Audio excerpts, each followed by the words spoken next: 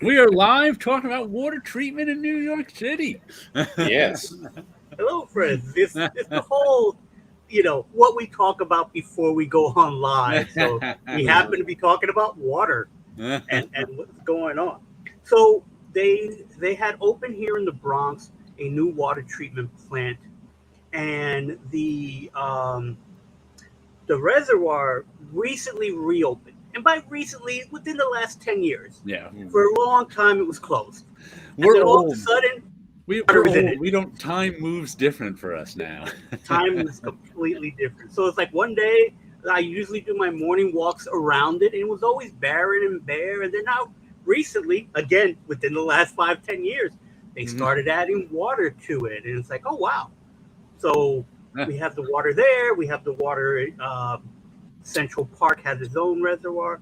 So Where's what Jared? I'm not here for. He's not showing up for you guys. I see me. I see you. You see Does me? Sleepy Reader not see me? That's weird. Here, let me go back in, see if it add myself to the stream. I don't know. I see me.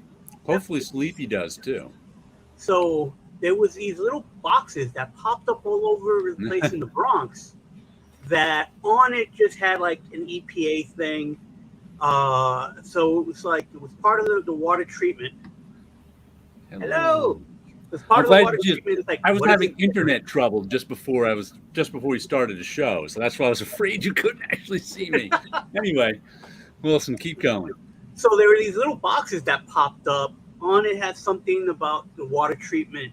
So I don't know what it was measuring, because it's not like the sniffers that are in the subway system. Right. The sniffers are huge. But this was just measuring something in the air. So who knows what was going on? At first it says the show is live, but didn't actually start. That's interesting. Oh, okay. Yeah, I can remember when I first started, post-COVID, when I first started going back through Penn Station, commuting in. I think it was then. These boxes started showing up in Penn Station that were like plugged in and chained up in random places, like metal boxes on wheels. They look like they could be a utility cart. But I was like, why are they just randomly locked up here? And someone commented, they're sniffer boxes. They were for detecting something bad at Penn Station. If someone wanted to let off a bomb or gas or something, they had sniffer boxes. I recall seeing them in Grand Central Station on the subway. Yeah. So I was told they were measuring the air quality of the subway. Yeah. Right. And I think part of the air quality was looking for terrorist stuff too. Yeah. It's overlooking all the diesel trains that still run on the ground. Oh, yeah, there's lots of bad stuff under there to begin with. I can remember when I used to commute across the Tappan Zee Bridge. And the Tappan Zee Bridge is over the Hudson between Rockland and Westchester. But you can look down the Hudson and see New York City from the middle of the bridge. And you can see the dome of brown air over New York City. And it was always like, I'd always look over there and go, oh, I don't want to go there. I mean, you couldn't tell when you were in the city that the air was brown. But from the middle of the TZ Bridge, you can look down there and go, ooh, that's pollution. Oh, yeah. It's funny. It's like I have photos of old New York where the pollution was so bad you couldn't see the skyscrapers. Oh, yeah. And so the photos from the 50s, I think the 40s and 50s, before they did a lot of the Clean Air Acts and stuff like that it was bad in New York. Really bad. For a very long time. Sniffer robot, why do you only program me to smell? Why? Horrible smelly humans? I can only smell. And those bots are about waist high, so it's not going to be smelling anything good anyway. I got us something to talk about tonight. Ooh, okay. This is the Neil Adams alter ego issue. which I haven't got past the introductory article on. But the introductory article, being this is Roy Thomas's magazine, is by Roy Thomas. And I've only ever met Roy Thomas once a few years ago. He's perfectly nice, chatted with him for a little while. And I know he's had some, some disputes of credit with Neil Adams over the years, where Neil Adams claims he did this, but Roy claims he was the one who came up with this idea, that sort of thing. But this intro article that Roy Thomas wrote is so petty and mean and I don't know, passive aggressive, and it makes it. I'm like, is he completely self-unaware? I mean, has he got no self-awareness? Here's the tribute issue to Neil Adams, and like his whole. I was reading this today. I started highlighting things just because I knew I wanted to. It's like there's some yellow highlights over there. We flip the page. We got even more yellow highlights. Yeah, look at this page. It's got plenty of yellow highlights. And this is all just mean, condescending stuff that Roy Thomas is writing about Neil Adams. And I'm like, really? Are you that self-unaware that you can't? Not, it starts with this. And I guess this is Roy Thomas trying to be self-aware, where he says, my view certainly isn't all sweetness and light, any more than his would have been had he deigned to write one. And he's talking about it. Had he deigned to write something about him. And I'm like, deigned? For those of you who don't know, deigned means to lower himself down to write something about Roy Thomas.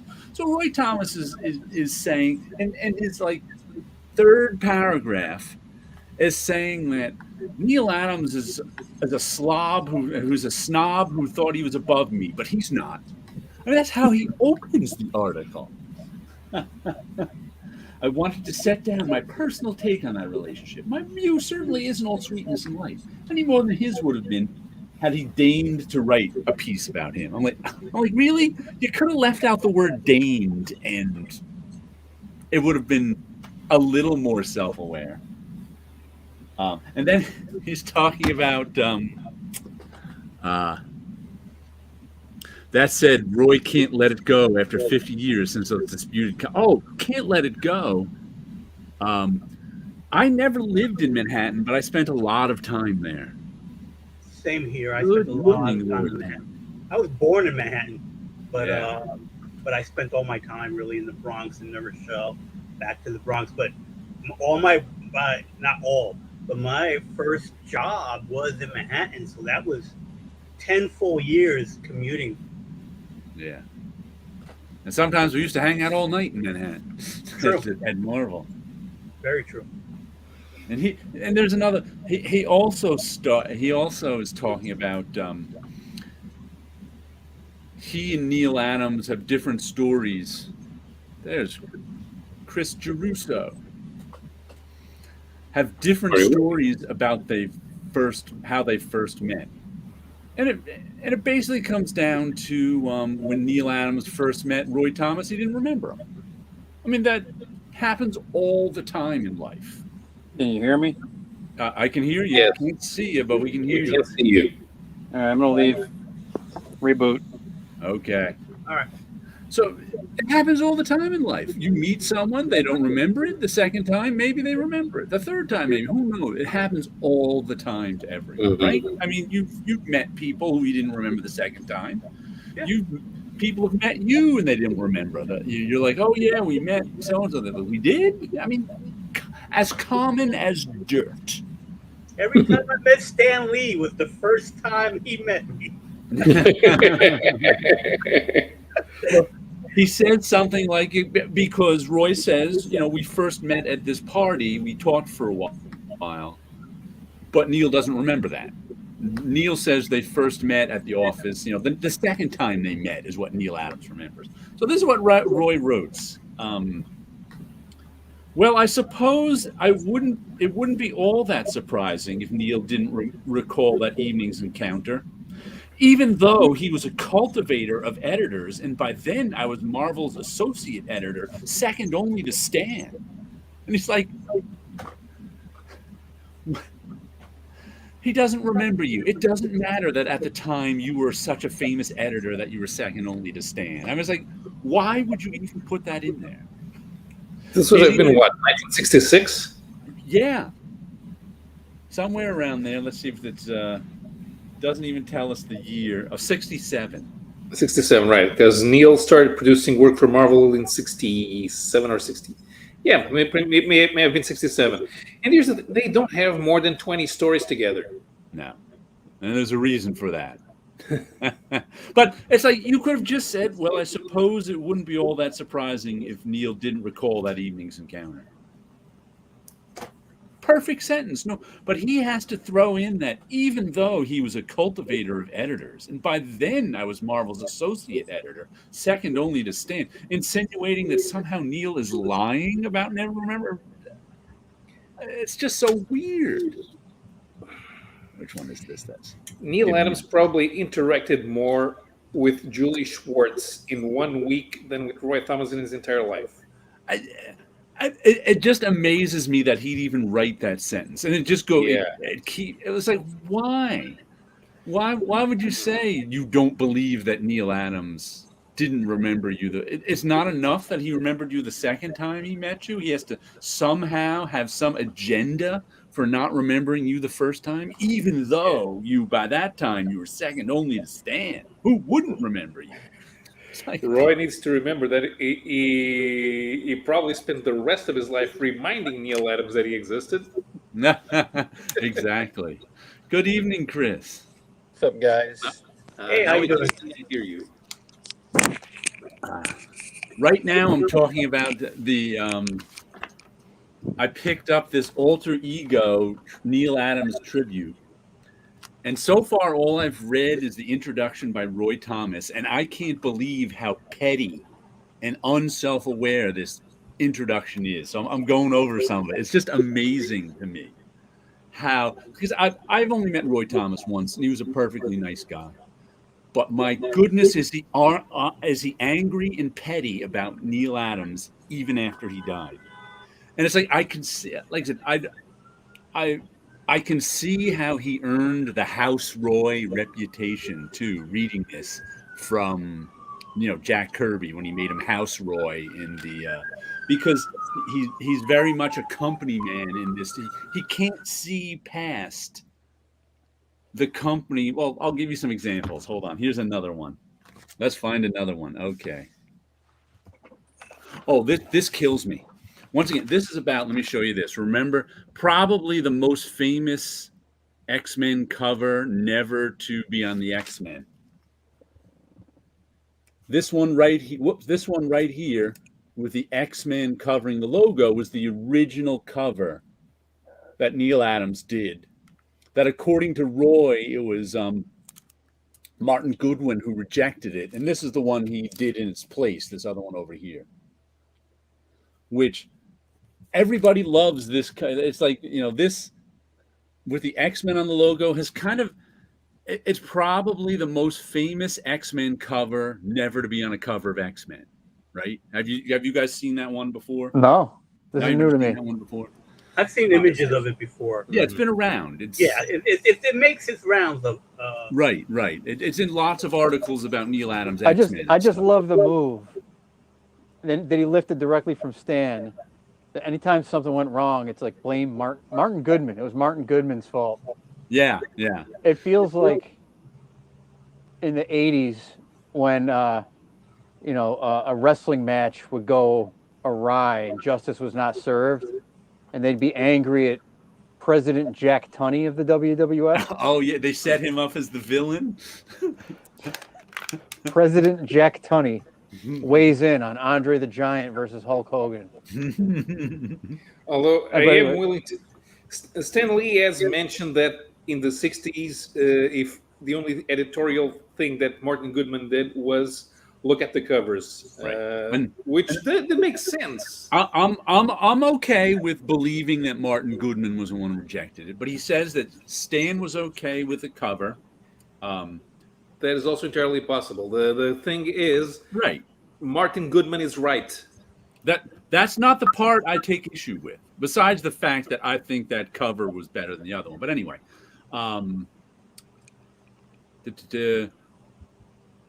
making the logo a bit hard to read, which Stan was okay with, but which the publisher would not countenance. Period. Neither Neil nor I nor anyone else ever thought the replacement cover he drew was the equal of the original. But here's the line that kills me. Once again, this is Roy not being very self-aware. And Neil later said that after that experience, he didn't give as much thought to his Marvel covers as he did to his DC ones. Here's the line.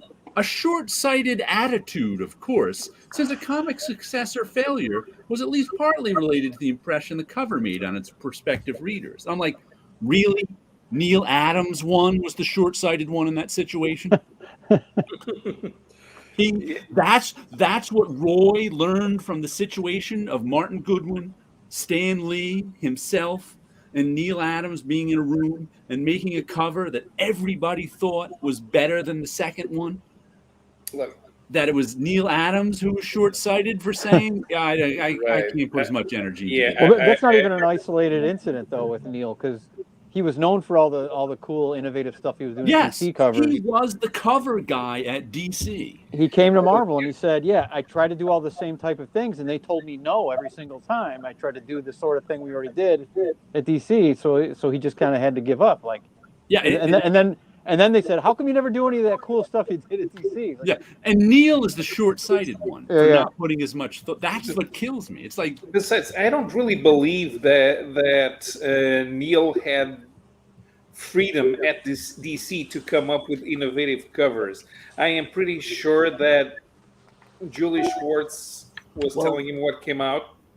I think he did only during that late 60s period, and even before that, Carmen Infantino was coming up with a lot of innovative covers. Mm-hmm. And I think Neil even drew over some of Carmen's innovative layouts.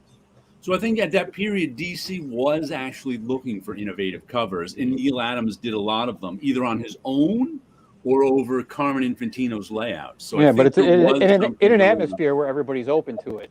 Right. There, I think over DC, but it's like, it just kills me that you've got. I mean, if you were in a room with Martin Goodman, Roy Thomas, Stan Lee, and Neil Adams, and had to get a comic book cover done, which one are you gonna listen to?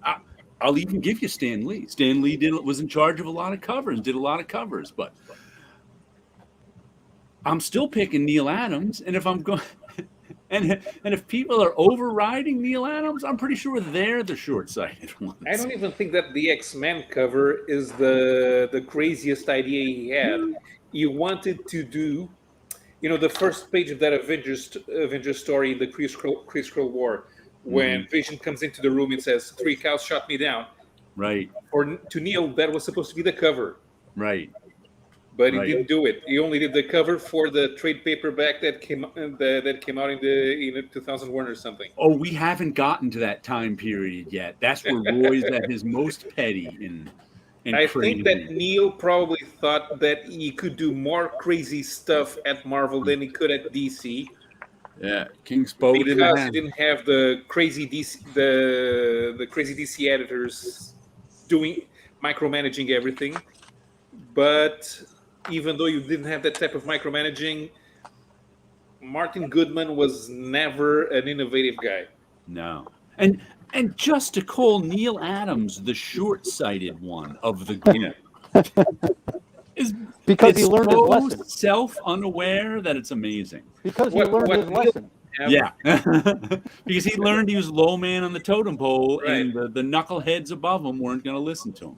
Yeah, and what Neil didn't have was that aware. He may have had that later while he was working at advertising, but for comic book covers, he may not have had that awareness of product placement that was needed. Which is why I like I understand why the X-Men cover was changed, because it is true that there are no comic shops. You can't do art covers just for the sake of doing art covers.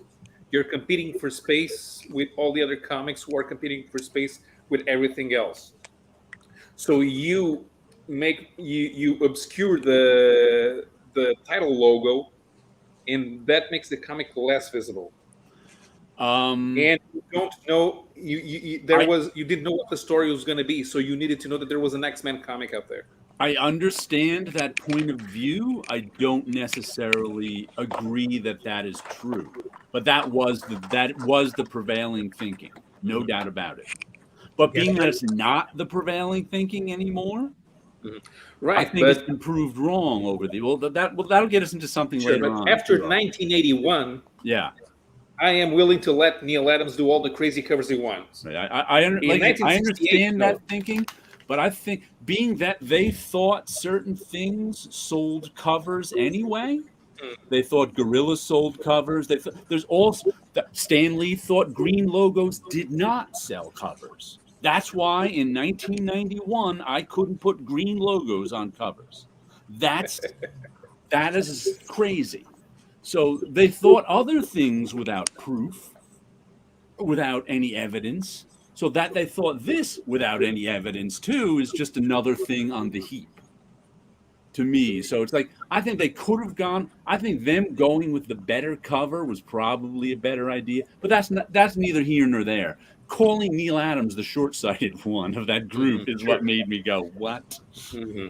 I mean, I understand perfectly them not wanting to go with the logo, but with that cover. But but Neil Adams was not. Neil Adams was not the short-sighted one.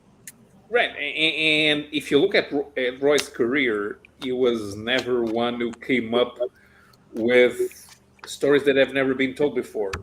Roy was... This is another... Here's another great one that fits right into that. When he's talking about...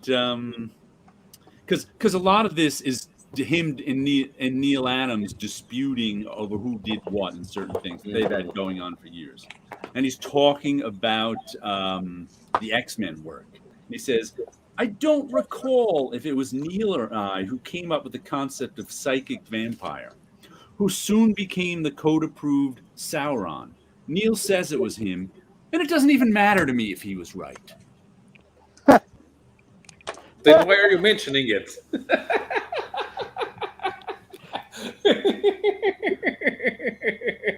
How petty is that? He can't even accept that Neil Adams came up with something which he doesn't remember creating. He can't even accept that Neil Adams created Sauron when he doesn't remember even creating Sauron. I'm just blown away by this article. It is so petty. It is amazing. They oppressed two geniuses, Adams and Osborne. Yeah. Roy is not going to agree with you on that point, Paolo. I understand completely why you wouldn't agree. The thing is, I am actually quite like Roy in certain things, that I have an amazing capacity to memorize stuff and to reproduce that stuff, and even to rearrange that stuff that is quite easily recognizable into something that appears new. But it's like sampling music. You can tell where it comes from. And Roy, being an English major with much love, not exactly for the classics, but for science fiction and fantasy in a way that other English majors were not. He was capable of lifting and then remixing that in a way that looked different, but anyone who was in the know would immediately recognize. And since superhero comic book fans were also the most likely to be aware of science fiction and fantasy pulp style novels, anyone would be able to recognize where Roy was coming up with the stuff. Even, and you can tell that in Conan, Roy liked to follow the prescribed Yeah. chronology. He was a guy who wrote stories about stories. Yeah.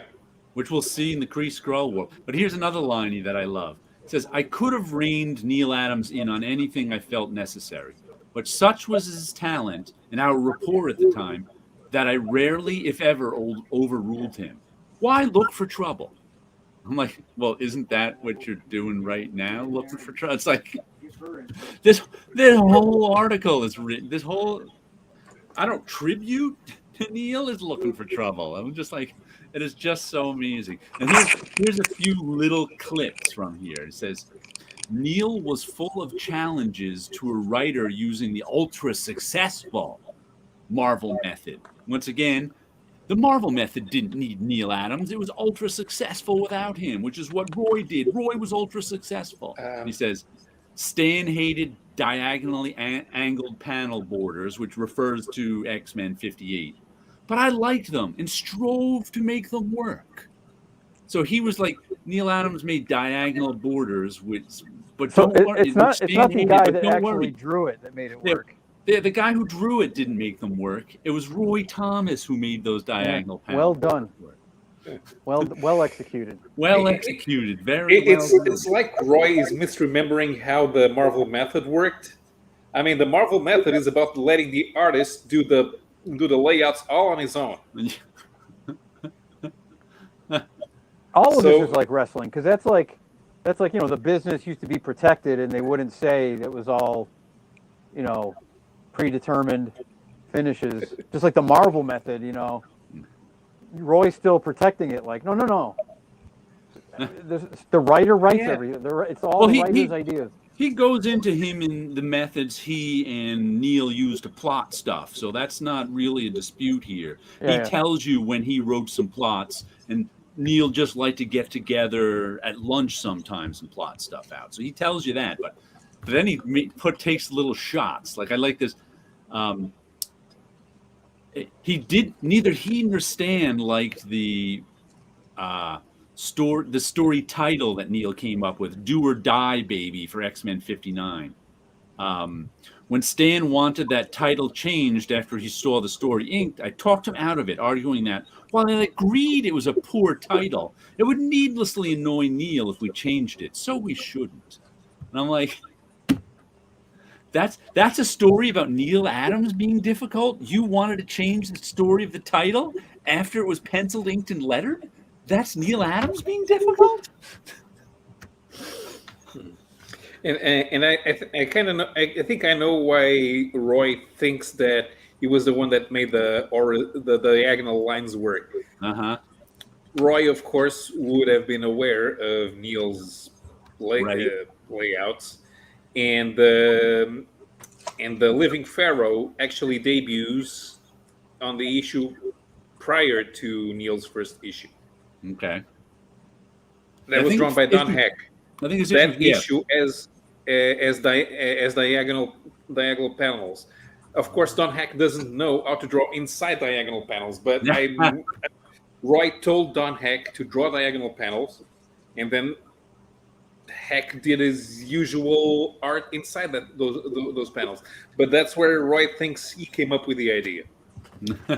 and then he says, naturally, the pluses with Neil far outnumbered the minuses, far as I was concerned. It's like, wow, what a tribute.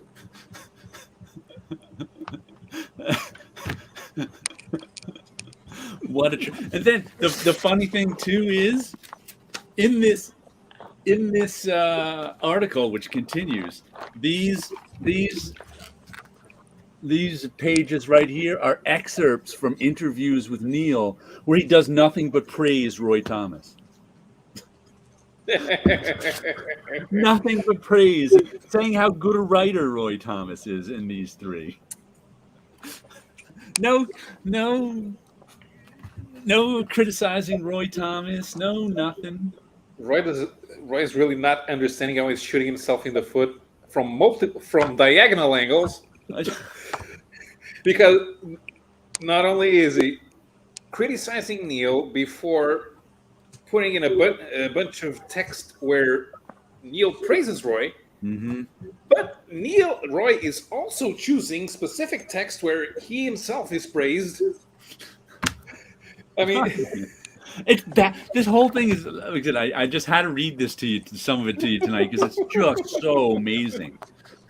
I couldn't believe it. Oh man! And it says something like, and they're talking about the ending of the Sentinel story, where the Sentinels flew into the sun at the end of the story, and I didn't realize that there's a dispute over who came up with the ending of that, which it says, the Sentinels fly into the sun, presumably to their own destruction, which Neil swore to his dying day was totally his idea, and I always thought would have been mine, while then intern Chris Claremont says it was a notion he casually tossed out, presumably to Neil and me together. So I'm like, well, that has nothing to do with him being pet, but I just find it interesting that 3 people take credit for the end of that story. But right, you praise the Marvel method, and defend the Marvel method, and Neil is drawing a story where it's like, okay, how do we get rid of these guys? Yeah, fly them into the sun. I can at least understand stuff like that. Artists screw up and the writers save them. Yeah, sensationalism sells. Somehow Adams deigned to praise Roy in those interviews. Exactly.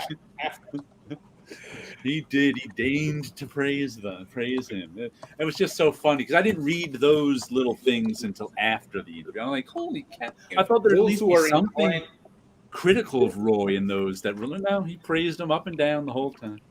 You know, those who are inclined to believe Claremont point out that that's Claremont's first published work in Marvel. He coming up with the idea.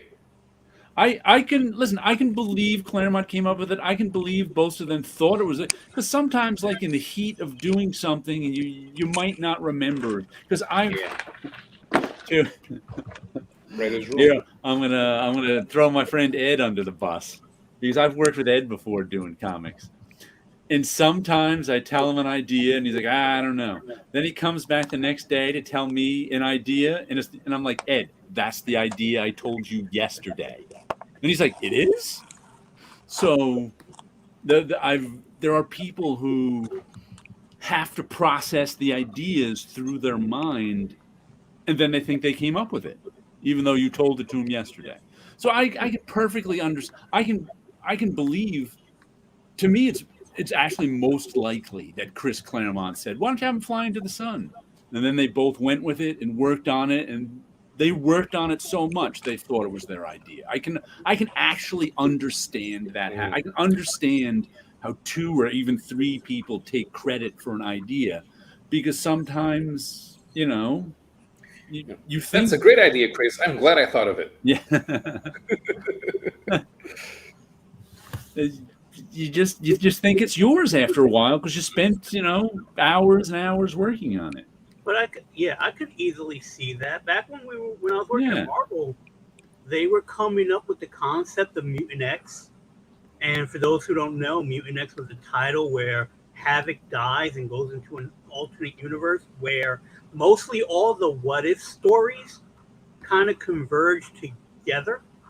So one of them was was Beast continuing to mutate himself. So he would be more of a beast creature, and my 2 cents was have him have hooved feet, where they don't look like the regular feet have it, where it's like a ghost feet. Yeah. And it was like, I contributed to that. There's no name anywhere that even said but I was in the room when it happened. Right, and the people you worked with might not remember that contribution. Right. Because it was just a small thing you threw out casually. Yeah. So they might not remember it. That's just the way. So I can understand them both, all 3 taking credit for that. But to me, it rings truest that Claremont threw it out casually, because we know that happens. Yeah, it happens all the time there, and it's wild because even when you go back to the story about the party, It's like I don't know how parties were back then for comics. I could only know the ones that I went to. And even the ones I went to, I've saw photos on Facebook fairly recently about a party that I was at. I have no recollection. I have no memory of that party. If there wasn't a photo of me there having a conversation with Nelson, and we're talking about who knows what we're talking about. We're having a party, and I've seen other people at this party. Like, that person was there. What party was this? I don't know. And I think it was one of those, and it was an early party. It was like, I think Friends of Lulu or something like that, which was an early 90s party that may have happened in San Diego, but I have no memory of that party. And the people that I'm talking to, other than Nelson, I don't recognize anybody else. So I don't even remember being in that situation. So if I met someone there, perfectly normal. Yes. That you can meet someone and not remember them, or someone can meet you. That's why you don't have to write. Well, hold on. What was the line again? Chris must have missed this one. You don't have to write, even though he was a cultivator of editors. And by then, I was Marvel's associate editor, second only to Stan. Why wouldn't he remember me? Oh, my goodness. He must be lying about that. And here's another, like, I have so many highlights in this. Here is Roy taking credit for a line he wrote. Why, I don't know. But he's talking about the final sequence in issue number 62 of the X-Men, in which a mysterious stranger reaches down to grasp a previously unglimpsed headpiece, thus revealing only in the last panel that he is Magneto. So that, with no suggested dialogue, from Neil, input from Neil, I wrote in that ending panel, perhaps clothes do make the man. Lots of people told me that line accompanying the visual came as a shock. I'm like, you have to make sure you get a credit for the line that the writer gets credit for in the beginning? Were people saying you didn't write that line? And that's the shocking part, that line. That's what the big shock is. Yeah, that's what the big shock was, that line. It wasn't that Magneto was showing up in a beautiful visual. It was that line. This reminds me of Joe Rogan was once interviewing Dave Chappelle, and Dave Chappelle shows up in one of the Jay and Silent Bob movies with Kevin Smith. And Kevin Smith was trying to come up with some sort of rewrite for a scene, and Chappelle tells him, well, why don't you do it this and say like this? And Kevin Smith, how do I credit this? Because Kevin Smith liked to do everything in his movies. Right. And so should I write that Kevin Smith is written by Kevin Smith except for that little bit? Dude, we do this all the time in comedy circles. Yeah. We just exchange ideas. It's your story. It is so common in most writing that people forget where the inspiration comes from. Yeah, there's nothing uncommon about that. Oh, and here he's talking about because of course one of his big complaints is Neil Adams missing deadlines, which we understand that he at one point he even writes where a matter of fact I didn't highlight that point because it was quite common. He says that Neil Adams, somewhere in here he talks about how when Neil Adams was working at DC, he was still working for Marvel. He was still doing his much better paid advertising work. But Roy was like, I didn't really care. I was only concerned with his Marvel work, and him, being late was giving me agita, which we can understand that. But then he's talking about with increasing problems over deadlines, though, I wasn't sure how much longer X-Men could hold on to Neil. Sales were apparently improving, but only slowly. And then in parentheses, he says, Neil gives at least part of a plausible explanation to the sales problems, read Dead Men later on. But we know that they sold well, but this was part of that comics dealers buying the issues from distributors. We've told that Bob Beardbaum said happened in the late 60s and early 70s, especially with the Neil Adams stuff and the Jack Kirby stuff, which the comic book companies thought the sales weren't very good at them because a lot of sales were going out the back door. It's like it's hard to believe that like Neil Adams' X-Men wouldn't sell, but that's because a lot of the sales were going out the back door of the distributors. So we now know that it was selling, just stolen sales kind of thing. So that we know. Oh, here's this is once again, this is always happening. In reading this happened at least 3 times where he's Neil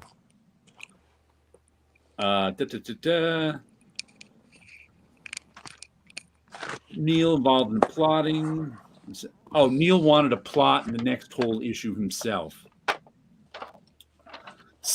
So issue number 65, Neil plots himself. So then Roy, I had been involved in I wasn't particularly happy about the request, but I had plenty else to do, so I agreed. So Neil asks if he can plot the next issue by himself. Roy agrees. I'm sensing some backhanded compliments coming. Still, when it came time to dialogue that issue, I found that, not having a hand in the plotting it, I had little interest in doing the script. So without consulting Neil, I handed the pages over to Denny O'Neil. Neil was vocally unhappy about my handoff. That's because you didn't consult him or tell him at all. So it's like, he asked you if he could plot the next issue, you went, okay. And then without even telling him, and then you'll see the time, when Roy Thomas, the editor, decided, well, you know what it was? This is why there's no more. When Roy Thomas, the writer, decided he didn't want to script that issue, Roy Thomas, the editor's first phone call should have been to Neil Adams, saying, listen, I don't want to script this. I'm going to hand it over to Denny O'Neil, okay? And Neil probably would have went, okay, because as Neil says in this, Neil liked Denny O'Neil's writing. He praises Denny O'Neil's writing in this too, because he wrote a lot of his DC stuff. But it's like, he's like, Neil was vocally unhappy. To make matters worse, Stan leafed through the inked story just prior to sending it out and declared he didn't like the space handle. That's just something Stan Lee had art corrected, but that wasn't to make matters worse. The worst part was like Roy not bothering to give Neil a heads up, because once again, Roy's in charge. He's the editor. He doesn't have to give the freelancer a heads up if he doesn't want to. You will see this theme come up over and over in Neil Adams and Roy Thomas's relationship, as recounted by Roy Thomas. But it's like, he doesn't see the problem with that. He doesn't see the problem. He doesn't see the reason why Neil was vocally upset, because you handed off the writing to someone else without even checking with him, without even bothering to inform him. Once again, and this is, like I said, this is Roy writing it. He's just, I don't know, completely unaware. And Marie Severin redrew the hounds in a more humanoid style because they were too scary to stand. But that was normal.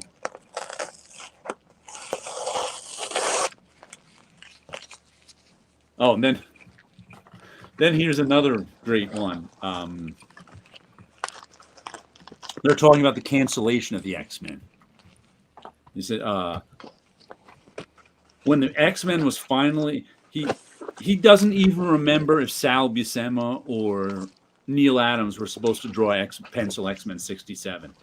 So when X-Men was finally abruptly canceled by Goodman, at least 8 issues later than Stan had originally predicted, too many things happened too close together for me to recall the precise order of events. And I don't know if Neil ever gave his own account, at which I would toss an admittedly jaundiced eye in any event. So he doesn't remember. He doesn't know if Neil Adams remembers, but he wouldn't trust Neil Adams' memory anyway. What? I don't know. I don't know what he knows, but it's going to be wrong. Yeah. And this is the tribute issue to Neil Adams. We're not here to praise Neil. He's not here to make friends. These 50-year-old small arguments, confusions are all he can think about on a man's death. Yeah, it's crazy. And he's so self-aware. I mean, he's so unself-aware of it. It's like, why would you ever write that sentence? I don't know if Neil ever gave his own account, at which I would toss an admittedly jaundiced eye in any event. Why not just say, I don't know if Neil wrote his own account? I'm amazed by the fact that he put in there articles of Neil praising him. And it's like, here's my tribute to Neil. He loved me, but I had a few problems with him. But it's not that he had a few problems with him. It's that he's taking shots at him. I mean, I can understand the dispute over who created what. That to me, that's normal for like the Marvel method and stuff. Whatever. It's normal for creating with a team. Who remembers who created what? But why would you take shots at him like that? And here's another one. Okay. What are they talking about? Amazing Adventures. When they were doing the... so now Neil and Roy Thomas are doing the Amazing Adventures, the Inhuman stories, right? The stories all looked extraordinary and were fun to script. But when the time came to dialogue, the third Neil-drawn installment, I was too busy and something had to go. So I tossed the scripting of that to Jerry Conway, which annoyed Neil even more than giving me X-Men 65 to Denny. Well, you didn't tell him again, and you tossed it to him. That's how little you thought of Neil Adams' work even 50 years later. But that story, I was too busy to script it, so I tossed it to Jerry Conway. It's like, you wonder why Neil was mad at you, huh? But being that, he was the editor, he was the guy, he sees nothing wrong with this. Because to him, that was how things worked. He was in charge, and he could toss things to whoever he wanted to toss things to. No freelancer had any say over that, so why should he care what any freelancer thought? Because you're a human being, because you're writing about it 50 years later like you were doing the right thing. But it's just like, Neil, which annoyed Neil even more. You know what? Once again, I'm on Neil's side. Based on nothing other than what you're telling me. Yes, yeah. Based on nothing other than what Roy Thomas is telling me about what happened between Roy Thomas and Neil, I'm on Neil's side. I don't know if is he trying to get me on his side? Because it's not working.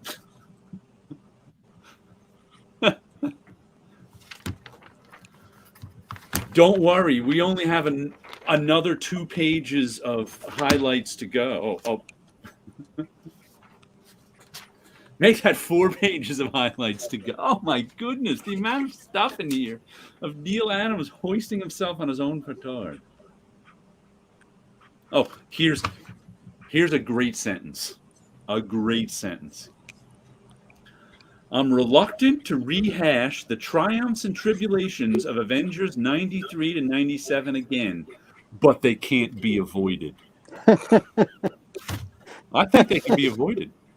Rehash as if there's an ongoing argument in the community about what happened, but the person he would argue with isn't around to argue with him. This is amazing. Now, I don't feel like I should talk about this. In fact, I'm not going to talk about this. So let's talk about this.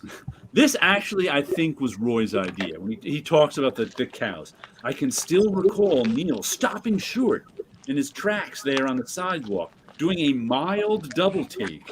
When I told him that, thus, he told him about, I intended to use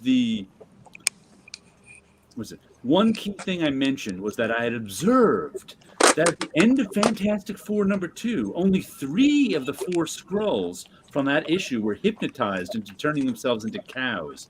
That I intended to use these 3 and the escaped 4th one, whom without informing the readers, I had already established as Senator Craddock.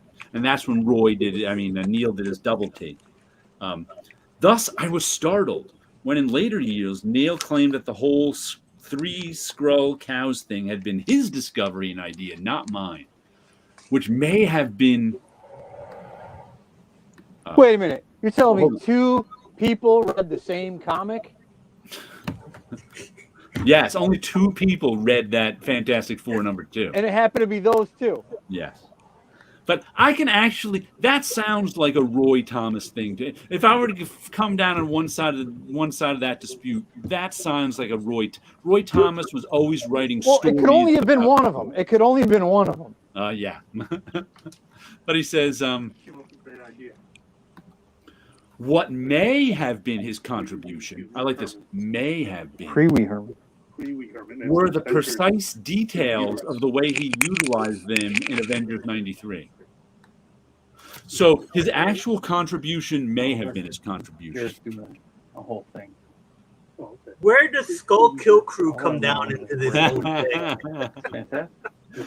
But I love that the details of how he drew them and laid out the story and plotted it may have been his contribution.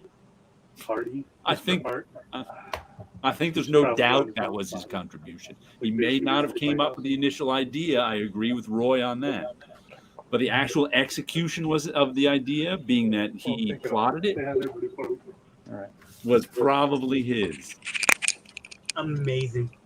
Oh, and then he says, when I'm in a charitable mood, I opine that Neil must have internalized the notion of the bovine skull trio so deeply inside his artist's heart that he actually came to believe he made the discovery himself. Once again, the discovery. No one else read Fantastic Four #2. And when he's in a charitable mood, he actually doesn't think badly of Neil Adams. It's like, what? The discovery. The discovery in Fantastic Four #2 that Jack Kirby couldn't be bothered to draw 4 cows and he only fit 3 into the panel. Well, now he's taking swings at Jack Kirby for no reason. Oh, yeah. Here's why. It's because Jack couldn't be bothered. Jack was like, I'm just drawing some cows. Staying with there's cows in the panel? Fine. No one was counting the cows unless they were, Jack Kirby, he really dropped the ball. Forcing me, Roy Thomas, to fix this continuity mistake. Yes. Well, Stan Lee dropped the ball too because, he should have noticed as editor that there was only 3 cows in that panel. What we know for sure is there's no possible way that they actually thought they were setting something up themselves. No. They forgot about it. They clearly didn't care. This article is Roy's ultimate masterpiece. It sure is. Hello there, Derek. Adam Sin may have been discussing contributions in public, while most Marvel artist contributors knew to keep quiet. Yeah, collaborators, pardon me. Once again, Neil Adams didn't need comic books. All those other guys who kept quiet about their contributions needed comic books for their living. Neil Adams really didn't. That's what made Neil Adams so vocal about everything in comic books. Because he's like, yeah, I make enough money from ad work. I don't need the lower paying job. You guys want to mess with me? I'll mess right back. Let's see. What else do we have here? Oh, here's another one. Neil, he phoned me to say he'd like to have Ant-Man inside the comatose vision a la the 1966 film Fantastic Voyage, though I'm not certain he made specific reference to the movie. So here's the line that knocked me out. Thus, I freely admit that the most memorable sequence in those 9 issues of the Kree-Skrull War was totally Neil's idea. Imagine that. He freely admits the truth. All the other times, you gotta, twist his arm to get him to admit the truth. But this time, he'll freely admit the truth.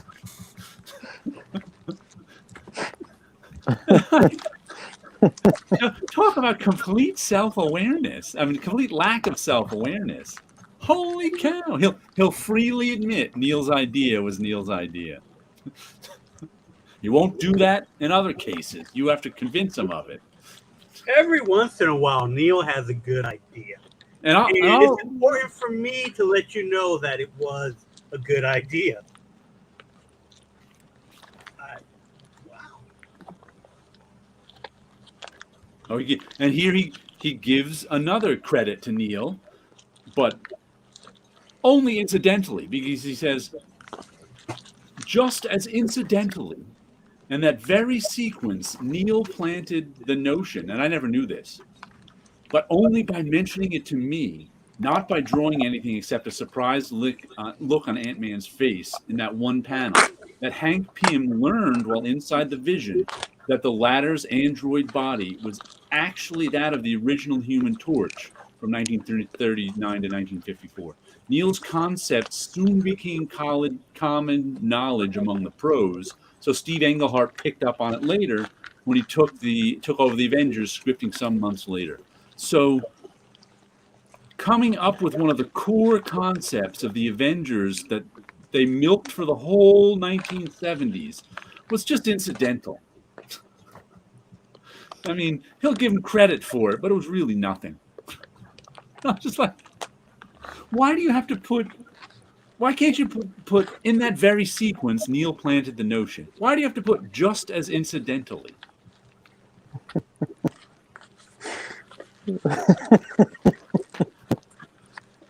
In the tribute.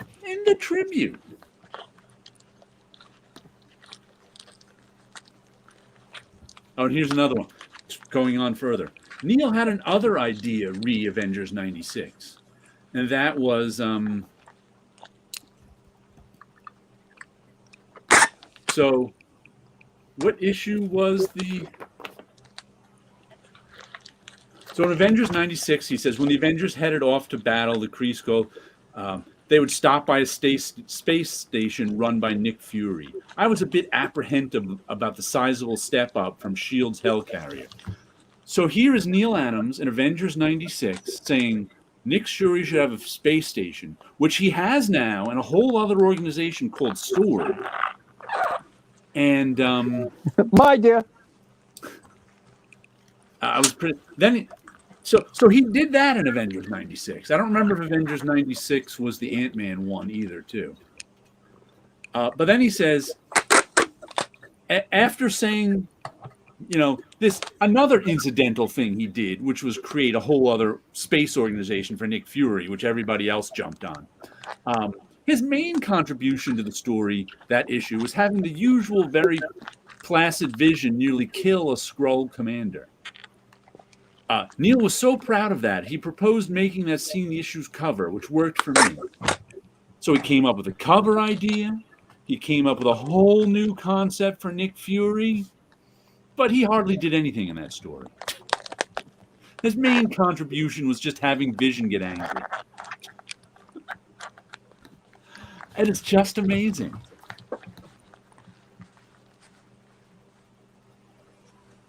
And here's where he took... And here again is where he has no self-awareness, because he's talking about, and this is not just him, this is all of comics having no self-awareness. Talking about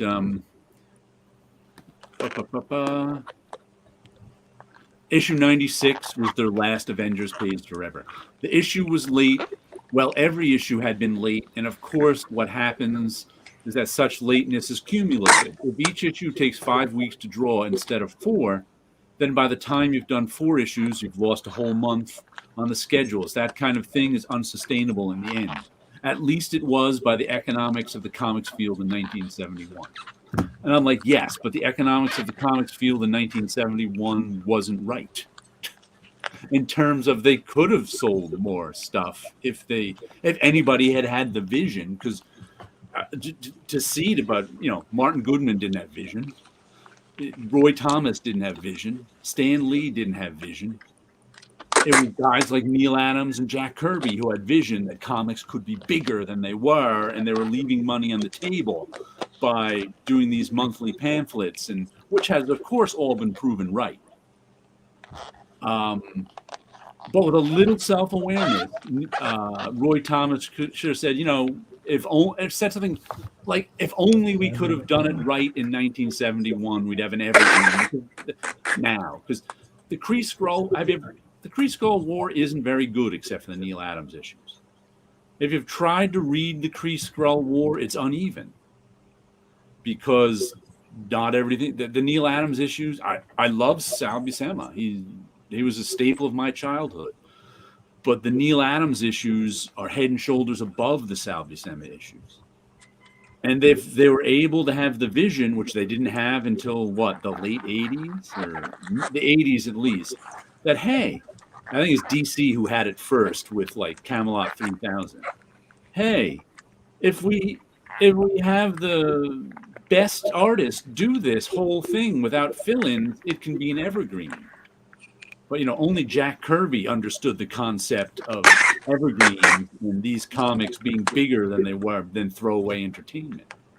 So just that line lets me know, at least it was by the economics of the comics field in 1971. Well, you were one of the ones who had influence on the economics of the comics field in 1971. Roy was one of the ones who could have had vision. After all, he was second in charge, only to stand. So it's like that's one. He has no concept that that's one of his failings. That he didn't see that this could have. He had Neil Adams as beck and call. He could at the height of Neil Adams' popularity, he could have really done something great. But the economics of comics in 1971 wouldn't let him. All right, maybe he could have talked. Does he want to go down in history as not the person that caused the X-Men comic book to be canceled? It's just crazy. It's just. Oh, where's the other one?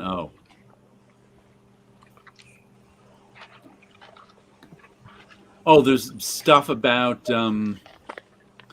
Neil Adams. His plot. He wanted the Kree Skrull War to end in a flashback. He wanted to flash forward to like thousands of years in the future with somebody in a museum explaining to people the end of the Kree Skrull War. I imagine that was the framing device he wanted to use. Roy wasn't for that. He didn't like the notion at all, and told Neil so. It not only lacked immediacy. I wanted for the war's finale. It would also take away at least 2 or 3 valuable pages of the 21, which we now had. They only had, because there's something about Marvel's page count in that era went from big to small, so they only had 21 pages. But here we go. But Neil was forceful in a polite, almost pleading way. So I said, okay. If nothing else, I hope letting him have his own way might encourage him to deliver on time this go around. But he hated Neil's ending, and Neil pleaded with him to be able to do it. So he very magnanimously said, okay. It's just like he was collaborating with Neil, but he wants you to know who was in charge. Neil, the editor, and then of course it goes. He couldn't get Neil didn't get the pages in on time. So where is it? So John.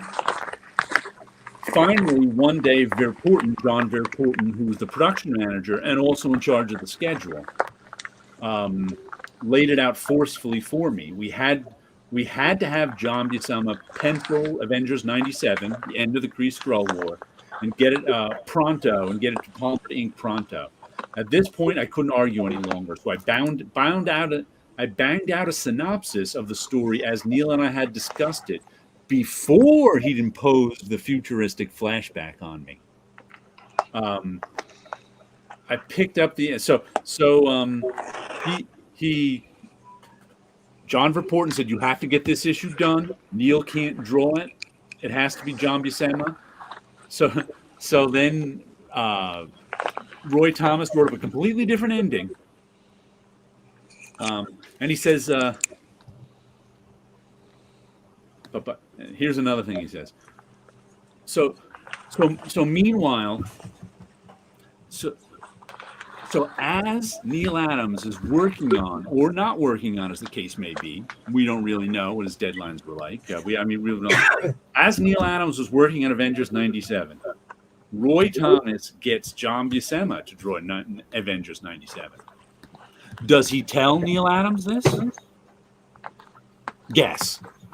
I'm gonna guess no. You'd be right. I vote no. While in the midst of all this one day, and all this is John Verpoorten telling him that that John Buscema has to draw this note, looking indeed as if you just pulled an all-nighter, with a few pages in hand, not 21, but only a few. In fact, although I couldn't swear to it, I believe they may actually have been only small thumbnail sketches that he intended me to script from while he presumably did the full-sized pencils. He assured me with complete sincerity that the entire 21-page story would be finished that very next day. So Neil has already told John Buscema that he's drawn this story. John Buscema's already drawn it. I mean, Roy has already told. Neil doesn't know any of this. I knew this to be an impossibility even for Neil, but at this point it didn't matter. I took a deep breath and informed him the whole discussion was academic because, as of a couple of days ago, I had to have John Buscema start drawing 97, and he'd be finished with it in about a day or so. I told Neil Marvel wouldn't be able to use, pay for any work he was doing related to the issue. So he had 3 days to tell Neil Adams that he wasn't going to be drawing that issue, but he chose not to. Instead, he waited for Neil Adams to show up and then tell him, no, you're not drawing the issue, and we're not paying you for any work you did already. Once again, Roy, you're making me get on Neil's side through your own words. I mean, how does he think that story helps him out? How does he think that makes his... Yeah, what did he say in the beginning? Hold on. I got to find it. My view certainly isn't all sweetness and light. Why do you think that is? Do you think that is not sweetness and light? Because of Neil? No. Oh, here we go. Neil was literally amazed. He couldn't believe I'd done that to him.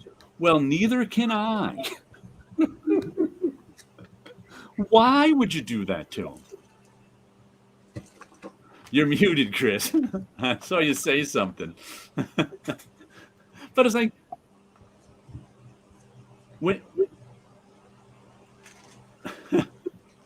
I'm just again, you know, we're play acting Roy talking now. Yes. he's like, I can believe I did that to him. I can't believe you did that to me, Roy. So It's like when Roy Thomas, the editor, and Roy Thomas, the editor and writer, was first told that Neil Adams will not be drawing this issue, the first call he should have made was to Neil Adams. I mean, that's just common good business. That's the most shocking, unprofessional admission. Yeah. But that's how much of a company man. Now I understand the houseboy Roy critique by Jack Kirby. It makes sense now. That's how much of a company man. He's such a company man that he doesn't even think of the basic human decency of informing the freelancer that he's not doing the job. And as freelancer, we've all run into that. Yeah, it's like basic human decency isn't rare. 3 whole days he could have been doing something else and not working on those pages. And then said, then we're not going to pay you for those pages. Yeah. And then to try to say he doesn't even remember, but he thinks they were thumbnails because that sounds better. Yeah. And I'm not going to pay you for full pages. But he only did thumbnails anyway. And then he says this. Check this out. I'll admit Had Neil actually turned up with 21 finished pages in the next day or so, I'd probably have found a way to script them and use them in 97.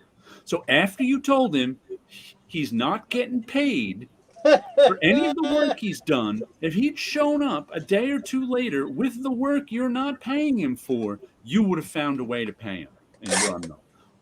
How big of you? And again, that just shows what a small-minded person Neil Adams is, that he didn't follow through. Yeah, he didn't want to do the work for free. If Neil had done the work for now, amongst all this, I can understand Roy being upset that Neil Adams was late with work. That was always what you got when you hired Neil Adams, and they have a monthly schedule, so I can understand them being upset. But come on, you tell Neil Adams you're not going to use his work. And it says, and that was the somewhat anticlimactic end of Neil and Maya's Avengers collaboration. And it was the anticlimactic end to the Kree-Skrull War, too. Because once again, the Kree, I can remember being a kid and hearing about the Kree-Skrull War. Never gotten to read it because it was before my time. And when I finally did read it when I was a little older, I was like, that's it? It wasn't very good at all. It may have been one of the first sort of big event books by accident. And it was only an event book in hindsight because Neil Adams wanted to make it that. But it was due to the fact that, and I always said, if Neil Adams had drawn all of it, it could have been a classic. It would have been an evergreen. But now it's just kind of a footnote in history. If he had shown up 2 or 3 days later with those 21 pages finished, Roy would have made sure they got This is his tribute to Neil Adams in his own magazine, Roy Thomas's alter ego. This is what he thought was a good idea. Let's see what else he's got back to me. Oh, wow. Here's another great one. Well, there was a minor aftermath. When 97 went on sale, not many weeks afterward, word swiftly got back to me that Neil was grousing to various pros how that issue wasn't nearly as good as it would have been if he'd drawn it. Furious, I sent him a memo saying that when he had his chance to draw 97, he'd blown it. So he should shut up with the criticisms already. My memos coda, in the arena of deeds, you were a whispering gladiator. A memo. He sent the memo. He couldn't pick up a phone and call him up. Nope, still wouldn't pick up a phone. Sent a memo, called him weak, a whispering gladiator. Now, clearly, by anyone's judgment, I'm a big John Buscema fan. I'm a biggest John Buscema fan as anyone. I'm really not that much of a Neil Adams fan. I mean, I'm just a Midland Neil Adams fan because he was mostly before my time. But clearly, by anyone's judgment, 97 would have been better if Neil Adams had drawn it. I mean, as much as I like John Buscema, he's not the innovator Neil Adams was and the talent Neil Adams was in the late 60s, early 70s. Now, early 80s, I'll take John Buscema over Neil Adams. But at this period in time, I'll take Neil Adams over John Buscema. And I've read The Kree-Skrull War. It ends with a whimper. So it's I'm like furious I sent him a memo. He should shut up with the Neil Adams ain't shutting up with criticisms because he didn't and as everybody, since Roy Thomas was second only to Stan Lee, everybody else, he could shut everybody else up. He could never shut Neil Adams up, which is, I think, the reason for this whole piece, because he could never shut Neil Adams up. Finally, now that Neil Adams is dead, he's trying to shut Neil Adams up, but he can't still.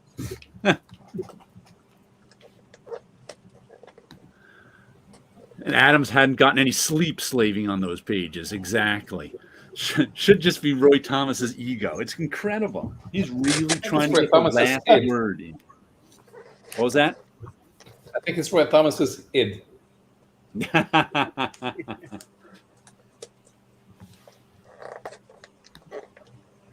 Oh, then let's see what else do we have here. Whispering. Oh, then one of their last, because through all this, Neil Adams is still liking Roy Thomas as a writer and still collaborating with him. Amazing. So then I would give Roy Thomas the writer a pass. Now Roy Thomas the editor, that wouldn't want to work with that guy. Yeah, Roy Thomas the writer's fine. Roy Thomas the editor's a nightmare. He's House Roy. So it's talking about him working on a Savage Sword story, which started out as this and that, and turned into the other thing. Then it was talking about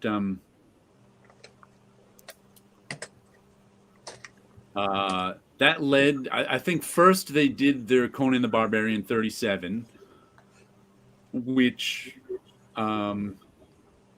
had begun as a 30-page black and white entry in the Savage Sword of Conan, but somewhere along the way, I decided to go to the color comic, so we reluctantly compressed the events and completed it in 19 pages. So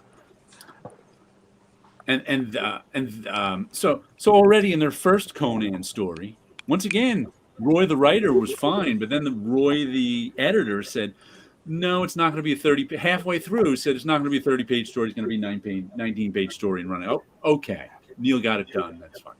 This led me to decide in 1976 that we do another Conan adventure together. This one, a lengthy adaptation of the Robert E. Howard story Shadows of Zambula for Savage Sword. Okay, so they had a discussion. I had nothing to do until he turned in pages. Except he didn't turn in pages. Once again, I understand the problem with Neil Adams not turning in pages in time.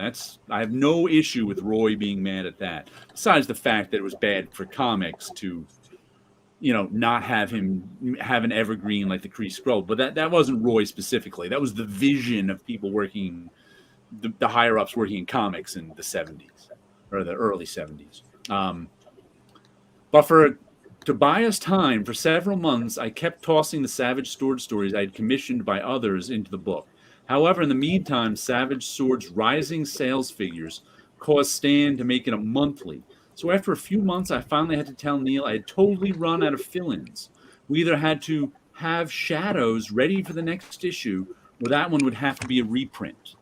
And I'm saying to myself, even if Neil Adams didn't get the story done on time, you didn't have anything ready to go in that issue when Stan said we're going monthly? You didn't hire more people to do stories? So that's why Savage Sword of Conan became an issue with no new Conan story, as it turns out. The only mostly reprint. So he had to go with a reprint in Savage Sword number 13. It's like, you had no one you could get a new story from while you were waiting for Neil's? That just I found strange. But then,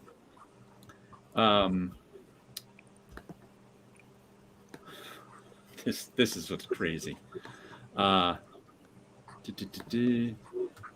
Meanwhile, at some late stage, Neil had finally turned over the whole story to me, but only in thumbnail form, not full-size finished art, with another of his promises, collect them all, to complete the actual art in the next few days. Now, see, that's a shot I'm okay with, collect them all, because I can understand if he's late, that's annoying.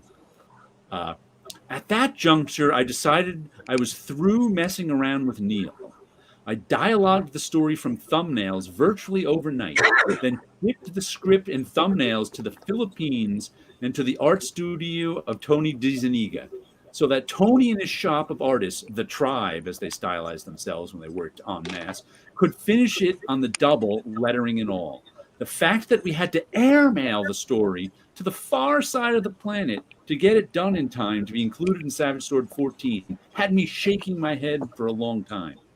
When I told him what I'd done, Neil was, of course, furious and screamed betrayal. You had the time to airmail the story across the world, but not the time to pick up the phone and tell Neil before you did that.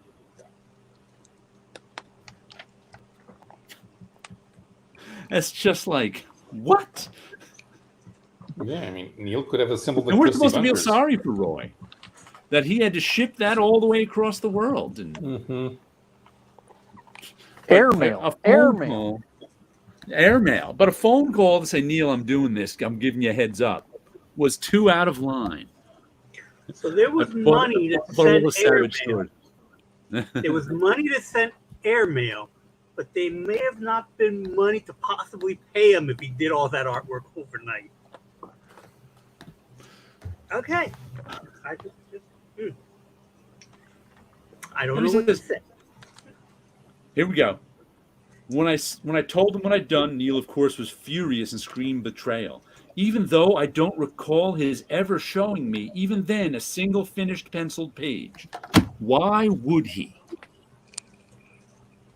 Here's the story I finished after you sent it off to some other people. Once again, Neil didn't decide to work for free for Marvel, so I don't know what he was thinking. This one at last was the one that finally did it. Neil and I never worked together again. Yeah, I understand that from Neil's point of view. Because then it gets real. Oh, then here we go. Listen to this. I'll admit, I would always have been willing to suck it up and give collaboration another stab. I guess I'm like Charlie Brown, letting Lucy pull the football away at the last moment. It's like, Roy, the reason you never worked with Neil again was he got tired of being Charlie Brown.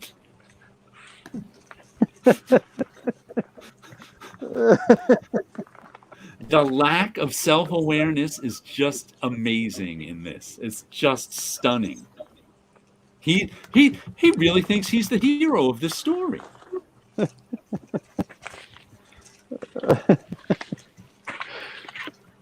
I mean, I know everyone's the hero of their own story, but I guess he doesn't have an editor to say, Roy, you know you're not the hero of it. You're not Charlie Brown. You're Lucy. You're the one sending the art somewhere else and you're the one pulling the metaphorical football out from Neil and sending it somewhere else. It's just so nutty.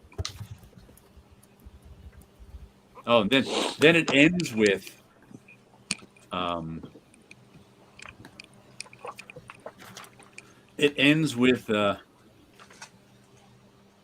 him telling the last time he got mad at Neil Adams.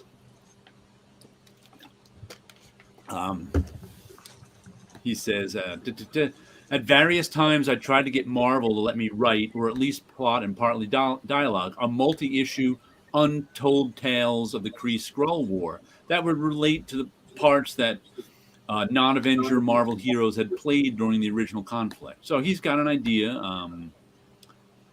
I suggested Neil, Sal, and John, before the latter's passing in 1992, all be invited to draw some of the issues. I always made it clear I wanted Neil involved to the extent he wanted to be. Hell, I'd even be willing to co-plot with him again. Once again, Lucy thinks he's Charlie Brown. And then it ends with, however, I got angry when I learned later that Neil was also lobbying Marvel with requests to be allowed to do his own version of the Kree-Skrull War. So it was okay that Roy wanted to do his own new version of the Kree-Skrull War, but Neil shouldn't be allowed to. Forget it. That was just like how does he even know he won? Imagine two creators having the same idea to revisit something from their past. Holy cow! And Roy should be allowed to do that, but not Lucy should be allowed to do that, but not Charlie Brown. It's like he got so angry when he learned that Neil was also lobbying Marvel. Oh my goodness, Neil came up with a Kree-Skrull War idea too. I should be mad at that. But at least Neil's idea was to have them all still be cows. Space cows coming and attacking. I'm sure that comes from the fact that there was a much higher probability of Neil getting that idea done than Roy Thomas getting that idea done. Especially since Roy even was using Neil's name to try and get it done. It's just like it's like, are you trying to? He doesn't know he's the villain of this piece. He has no idea. I mean, it's baffling to me. All Neil and I did, I suppose, was to cancel each other out, so that neither was allowed to realize his dream. I don't think there's a chance in hell that Roy Thomas could cancel Neil Adams out on any idea. I mean, look at the crap Neil Adams got done at the end of his life at DC. Have you tried to read any of that Batman stuff that Neil Adams was doing? It was kind of unreadable, but he got it done because he was Neil freaking Adams. Yep. Roy Thomas is not Neil freaking Adams. No, the last things that Roy tried to do were some sort of superhero team set in World War II with Marvel and DC pastiches. Yeah. And so the last time they saw each other was at a movie screening when they just, said hello to each other.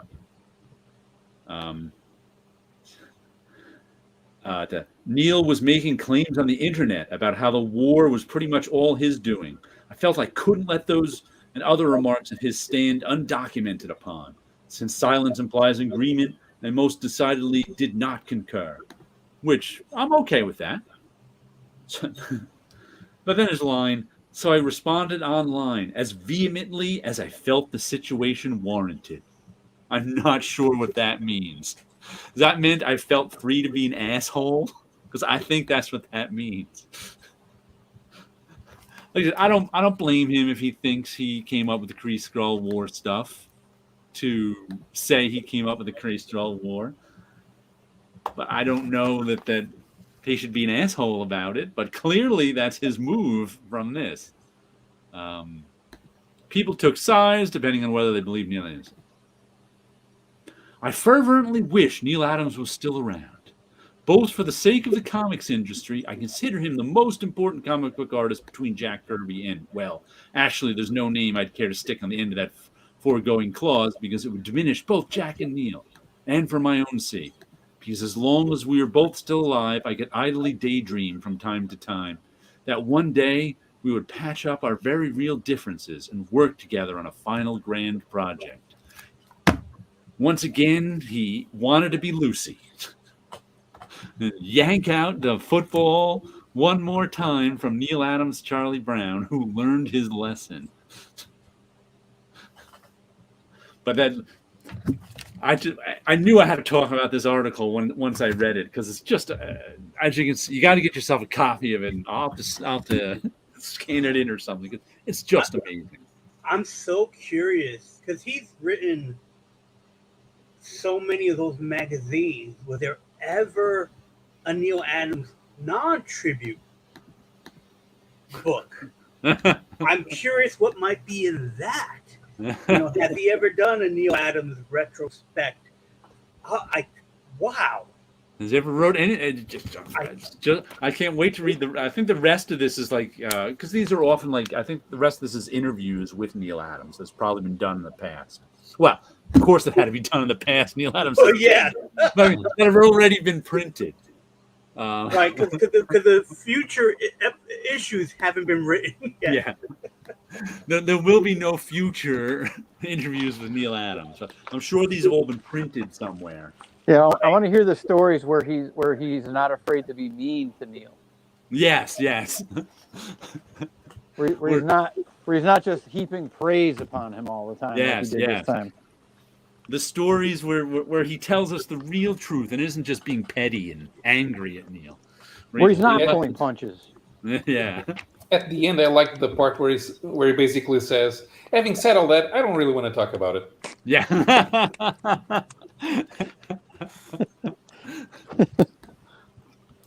But it's just like the complete lack of self-awareness just baffled me. Because, I've met people who are not self-aware, and I guess Roy Thomas might be one of them. At least when it comes to this. Like I said, I only met Roy ever once, and he was perfectly nice. I don't recall if I ever met Roy. I met Neil a few times. I never met Neil. I met him quite a few times. I've always had respect for what he did, but I never held him on a pedestal like some other people that I knew. I always, to me, I always describe Neil Adams thusly. To me, he was sort of an absentee father, in that my comics era started 75, 76, which was kind of right after he kind of wasn't doing much mainstream stuff anymore. So I always heard about Neil Adams. Everything I read about Neil Adams, heaped praise on him, but I never got to read any Neil Adams stuff because it just, wasn't around. In the late 70s, there was no comic shops near me. I had no place to get back issues. And when he finally did something new, it was, this name just flew out of my head. The woman, the environmental woman. Ms. Mystic. Finally, like in the early 80s, I think it was for Pacific Comics, he was like, Neil Adams is back with Ms. Mystic. And I was like, all excited for it. And it was not very good. And then Neil Adams put out a bunch more 80s comics, and they were all well drawn, but they were just not very good comics. So I'm not, if I had been around in the late 60s or early 70s, I'm sure he would have had a huge impact on me. But being that he was mostly absent from the late 70s, and in the early 80s, his stuff was not particularly memorable. I don't have that, love for his stuff that other people do, but I still like it. I can still, appreciate, like his X-Men stuff is my favorite of his stuff. Like I always appreciated what he did. Yeah. And the thing is, he was not around during the time that I was into comics. I've always heard about it, but there was not enough interest for me to go searching for his stuff. Right. Then when he was publishing stuff through Continuity, that's where I know him from, but only as the creator of Continuity, not the person putting out the books. Right. In that sense. So, he was doing the covers, and they were great covers. But he was also doing gimmick stuff as well, which again is product of that time period anyway. Right. And all the interactions that I've had with him was always cordial. It was always good interactions, but it would be, I'll be introduced as, the art returns guy at Marvel. Right. But I had no art to return to him. Right. So it was more like, we would talk every now and then, and I would run into him at a bunch of shows and always say hi. And the only other way I know of him is through interviews where he talks about what he did in the comic industry. And a lot of the stuff was like, I didn't know he worked on this or he worked on that and what have you. So to me, it was interesting. And I always thought he was someone that should have been working on Daredevil, since he was someone that's so big on Batman. And if he should have done something that want to hit that mute button? Batman. I mean, he should have done Daredevil. So it was like one of those things like, why didn't he do this? And again, it's just that whole part of, that would have been cool, but not knowing he was making real money in advertising. Right. So to me, it was like, it's cool. To me, I've said this before also, Neil Adams highlights the failure of mainstream comics in general. These guys have heard this before. It's as if Martin Scorsese made The Godfather or whatever, I forget which one he did now, and then did TV commercials the rest of his career because there was no money in movies for him. Neil Adams was the major talent of like the late 60s, early 70s, but Marvel or DC just didn't want to pay him. They didn't have any money for him. They didn't have any vision that Neil Adams could make them even more money. No vision whatsoever.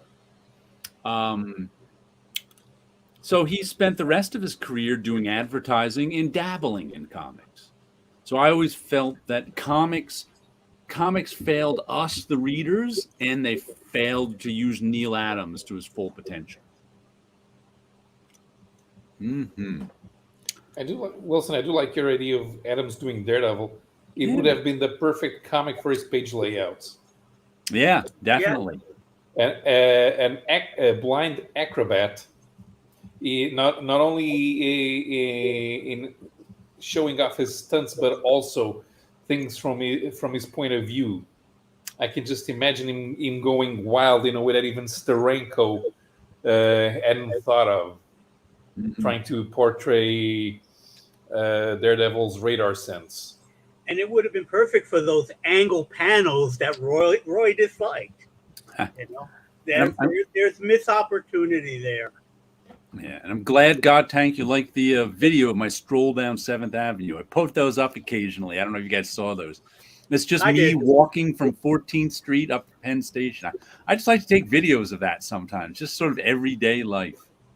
I don't think I'll look at any Roy Thomas the same. Yeah, it's just so strange after reading that. To know him saying hello to each other. In a way, art returns were due to Adams. Exactly. He was Neil. Yeah. Neil was so active on the behalf of comic book artists that I admire for him just for that. And part of that was because he was making all that advertising money.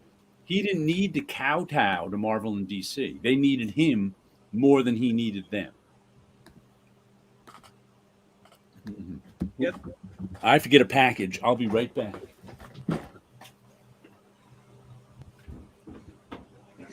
So I always thought, it would have been great for him to do Daredevil. I believe he did Moon Knight for a short time at some point. And I only know that was because of like some drawings he did of Batman versus Moon Knight type of thing, where I think fans were divided because some people try to say that Moon Knight is Marvel's Batman in that aspect. But I wouldn't want really to see that because we got that in Batman.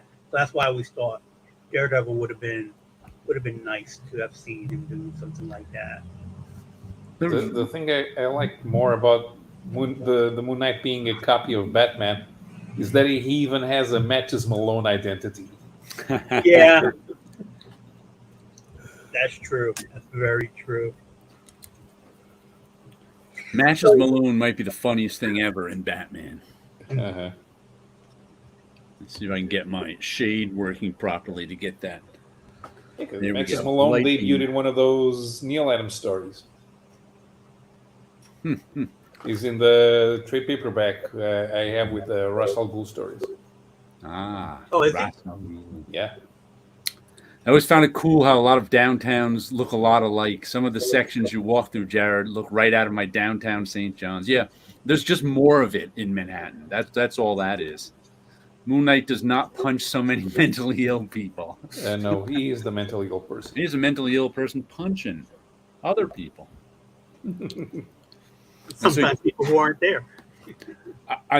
And earlier I think that's the world's smallest eraser. I thought this was going to be about 3 times its size. It's a Japanese Slendy eraser. It's in a holder. Let me open this up. I haven't even used it yet. Oh, does it slide? It slides up. Look at that. That's about 1/3 of a stick of gum. I'm like, I thought it was going to be like 2 or 3 times this size. I'm like, wow, that's tiny. I only bought it from a picture. So I think it might be the world's, close to the world's most expensive eraser, being that it's so tiny. But I guess it's for erasing really teeny tiny things. Yeah, I can see using that for sketch cards Yeah. or other really fine work. The refills are only a couple bucks for 2, I think it was. I got this one off of Amazon, but I found they also sell them on Jet Pens, which I buy stuff from. And I can get the refills on Jet Pens. I just figured I'd show you that because I just looked down and saw it. The world's smallest eraser. After we need a light break after that.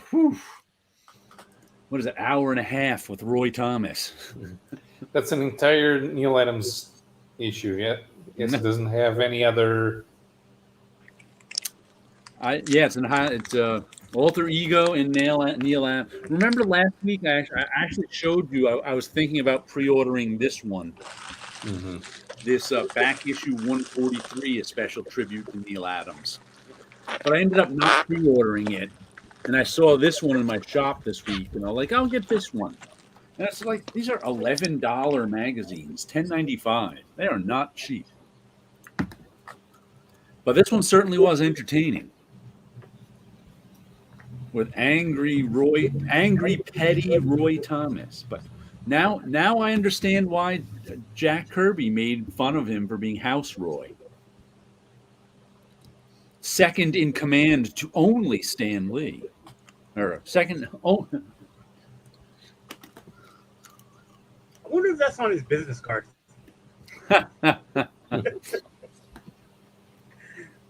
So I have not picked up comics this week, but I bought some. And I won't get them till next week. I now have a pull list at Midtown Comics. All right. I finally found, because before you get a pull list, you have to subscribe to 10 books.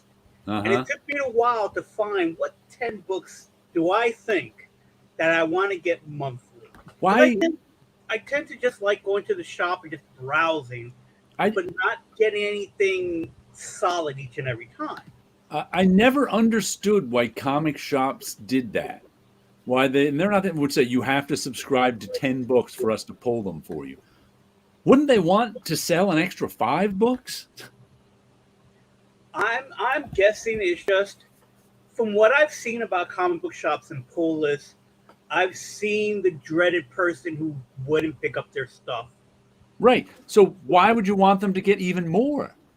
That's what I don't understand. Because it's being done over the internet, they charge your credit card. Yeah. So I'm charged for, there are 2 books I'm already charged for that I'll be picking up on Wednesday. That I understand.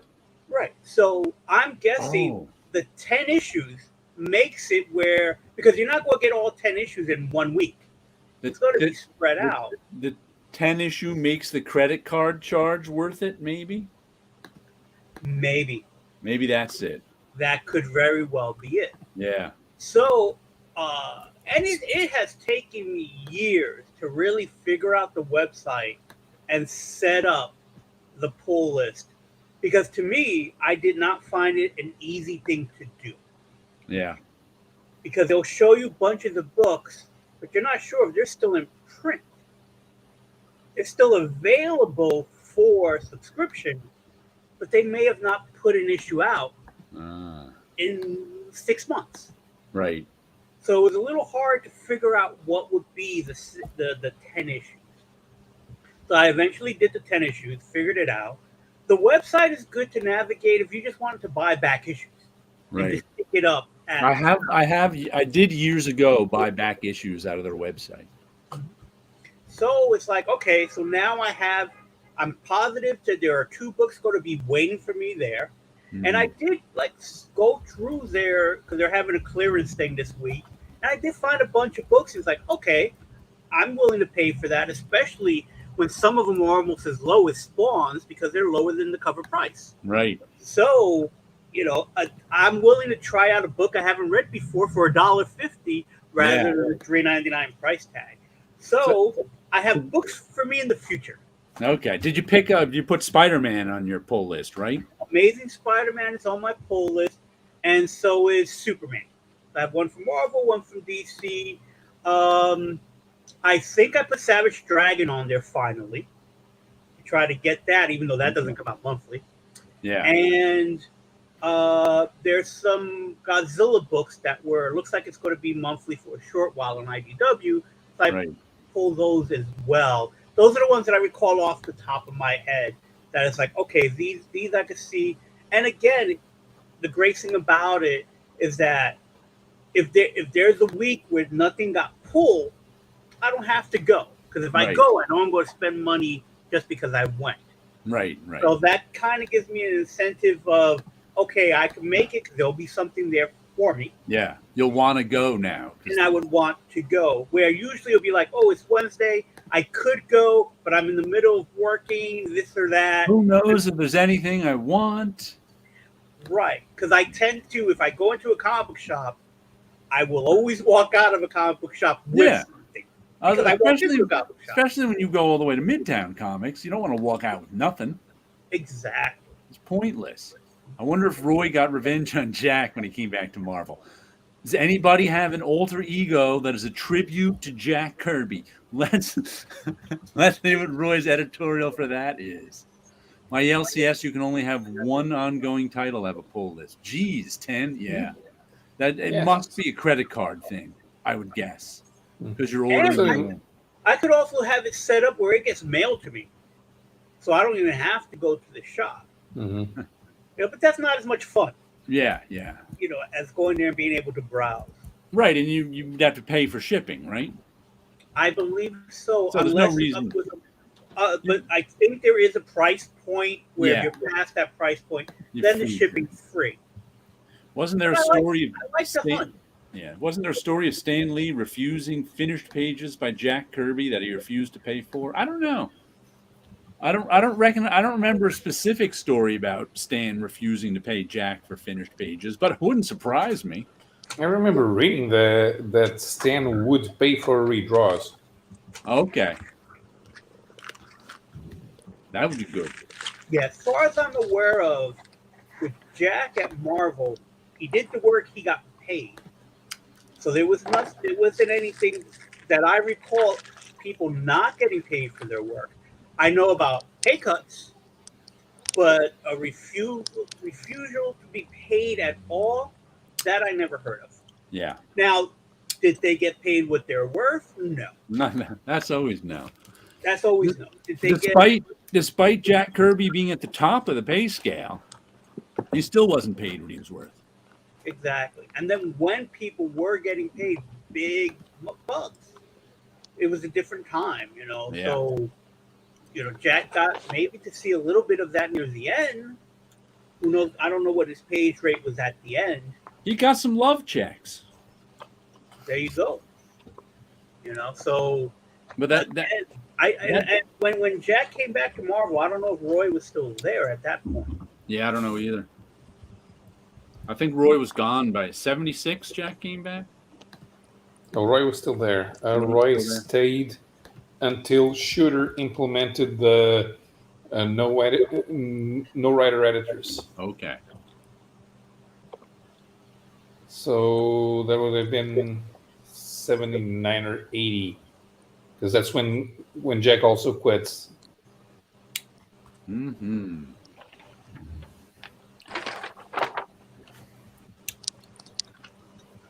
So who was the editor-in-chief after Roy? DC canceled Kirby so early, and they've been eating out on that Kirby's creations till this day. Yeah, they have been. That's amazing. After Roy, that's when they launched the black and white magazines. So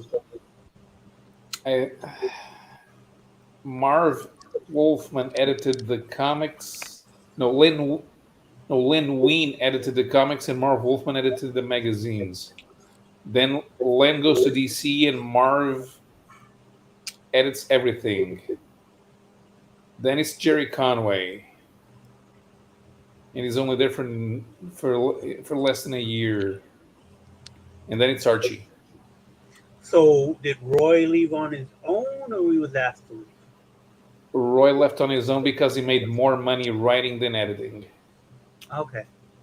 Of course, 74 was right after Goodman left, so it was completely the new regime from Cadence Industries. Cadence was okay. Because I remember hearing at some point, and it wasn't necessarily about Roy, is that after a certain time, editors in chief were pretty much no one ever left on their own accord, is the way it was explained to me. That they were all kind of tossed out. Mhm. You know what I'm saying? Well, not exactly. So Roy quit because he made more money writing. Len quit. A lot of those guys Len, quit because they didn't like the job. yeah, Len quit because he didn't like the job. There was some issue with writing something at Marvel and DC at the same time, and or was that with Jerry Conway? That was Jerry Conway. What was it Jerry was Conway. was, or was that the other way around? Jerry Conway. Let's see if I can remember how. John Verpoorten, who was not only in charge of the schedule, but also in charge of handing out assignments, was often overly generous, and he would prepay, especially the Marvel writer editors who worked in-house, for writing. So a lot of times the writers, Jerry Conway was one of them, would come in and say, I'm going to voucher for this writing job I'm going to do. And Verpoorten signed off on it and gave him the money. And then I think when Von Verpoorten died this was kind of found out. And it was found out when Jerry Conway was going from Marvel to DC. But he owed Marvel like $200,000 worth of writing. And he was becoming an editor at DC, I think, too. And so DC and Marvel had to come to a financial arrangement so that Jerry Conway could leave Marvel and go over to DC. That's the story I read. Because those guys really took advantage of John Verpoorten's generosity. Like I said, when I heard that number, I figured they owed him some few thousand dollars. But when I read it was like $200,000 that worth of writing, Jerry Conway. I don't know if that number's exaggerated. I don't know if that number's true. I don't know if I'm misquoting it, but the number was so big I couldn't believe it. That DC had to come up with a deal with Marvel because they paid him for all that writing that he never did or was going to do in the future. That's the weird Jerry Conway leaving Marvel story. No, I remember Len Wein's story now. He got an offer to do Batman, Stan, but he was editor at Marvel. Stan would only let him write Batman if he used the pen name. And Len quit, and Stan was angry at him. I let you write Batman. What more do you want? Yeah.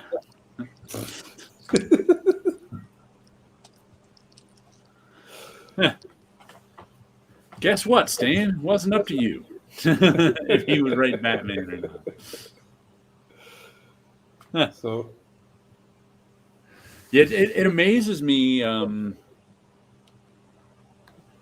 how Kirby's stuff from the 70s at both Marvel and DC, even though at the time, even into the 80s, it wasn't very well regarded, became like the cornerstone of both, like the Eternals over the years became like one of the main cornerstones of the Marvel universe. And of course, Darkseid became the huge villain of the DC universe, and the whole New Gods thing became one of the cornerstones of the DC universe. So even Kirby's failures became the cornerstones of Marvel and DC. It's crazy. And I wonder if that's because there are people who want those not to fail. They want what? That they don't want those to actually have fallen. To basically say, well, this was a Jack Kirby creation, so we can do it just as good as he could have been. Because, and again, it just could be, anyone going, hey, I'll make a great story out of this. I think that's part of it. I think is that there's just so many ideas in there. Mm-hmm. Even if you're like a writer or artist who wasn't that fond of the actual end result. There are so many ideas in that stuff that you can just pick one little one here, one little one there. One matter of fact, it was Roy Thomas who integrated the because the way that Jack Kirby wrote the Eternals, they were their own thing. They weren't part of the Marvel Universe. And it was Roy Thomas who, through Thor, integrated them into the Marvel Universe. And that's kind of how they've been integrated ever since. That was Roy Thomas's biggest skill, writing stories about stories. Mm-hmm. I got a bunch of comics this week, a whole 10 of them. You pull one out at random. The Ambassadors #2. Who's the artist? This one was Carl Kerschel, Kerschl, who we were talking about. I think it's every 2 weeks. It was solid. There's a next issue is Travis Charest, so I'm looking forward to that one. Different artist every week. Mark Miller book. Bunch of some Korean lady discovered how some Korean tech billionaire lady discovered how to give people superpowers. So now she's picking 6 people in the world to give superpowers to, and it's okay. The art is the real star for me. The story is about what you'd expect from Mark Miller. He's I have always called Mark Miller the master of the obvious. Except for Magic Order Volume 1, he doesn't put twists in things. But if he's got a good artist, he can pull off whatever story he's telling. So I'm enjoying Ambassadors. The first 2 issues were pretty good. The artwork was really good. So this story was nothing to write home about, but okay. And since Netflix owns all his stuff, you can see it becoming a Netflix TV show. Mm-hmm. You see, there's a new comic book company announced this week. Oh, that's right. What was their name? Something to do with craft beers. Someone said. Does it? Because it's because I just wrote an email to somebody about it. It's not really have to do with craft beers, but it's something they usually describe craft beers as. I forget what it is. And it doesn't have vowels in it either. But it supposedly gives creators ownership in the properties, and Tulalute, I think, is one of them. And I know what they're kind of like guys that came Comicsology. What was that? You broke up. They came from Comicsology. To the guys who work in that comic. What I understand, because they were listed as Comicsology alumni. That must be why they're doing that weird. What was that? It's called Distillery. Distillery. There we go. Right. There's our craft beer. It's not like Distillery, but it's Distillery without vowels, except for sometimes Y. Yes. Mm-hmm. But so they were former Comicsology executives. That must be why they're doing a weird digital thing that I was reading about, and some people were like, what? That's crazy. They're going to be selling digitally, but in order to make the digital comics collectible, they're cutting off sales of the digital comics, the original issues, at like if the comics are out on a Wednesday, on like a Friday, they're cutting off sales of that week's digital comics. I imagine they're not going to do that with the collected edition. But if you want like the first issue of the digital comic, you got to buy it on Wednesday, Thursday, Friday, or something like that. I saw people mostly complaining about that online because that sounds like something to complain about, even though I don't care. But they supposedly have some big money behind them too. So I'm curious that if it's digital, I wonder what kind of platforms they're creating a digital platform for it. Yeah. Since the comicsology people, that's going to be interesting. Another comic I got this week is an issue 1. I got like 2 last issues of series and 2 first issues of series. Frank Frazetta's Tales of Science Fantasy. So this is an anthology, meaning I think they're all done in one. This one ended, yeah.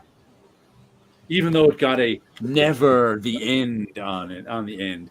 It just takes place in this world which looks like Mars because all the people have 4 arms. So I assumed it was like John Carter, Warlord of Mars. Well, they have 6 arms or 4 arms in that. I can't remember.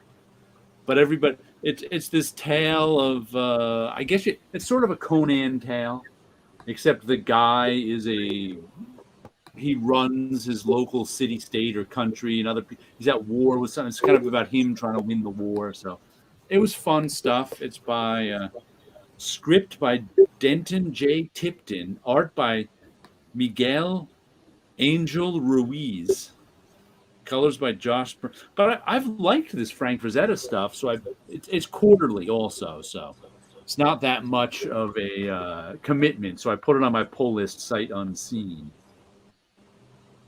But the first issue didn't disappoint, and it was good stuff. Let's see, where are the 2 last issues I got?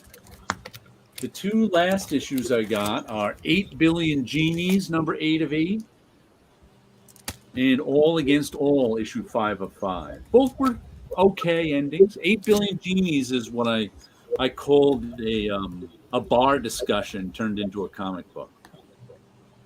Where that it was in the first issue, everybody on Earth got a genie that would grant them 1 wish.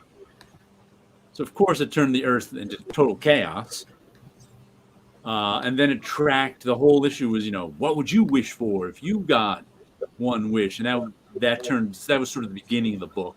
Then it turned into this protracted war between different factions, and then this issue just sort of wrapped everything up in a nice little package. So. It was a solid B from beginning to end.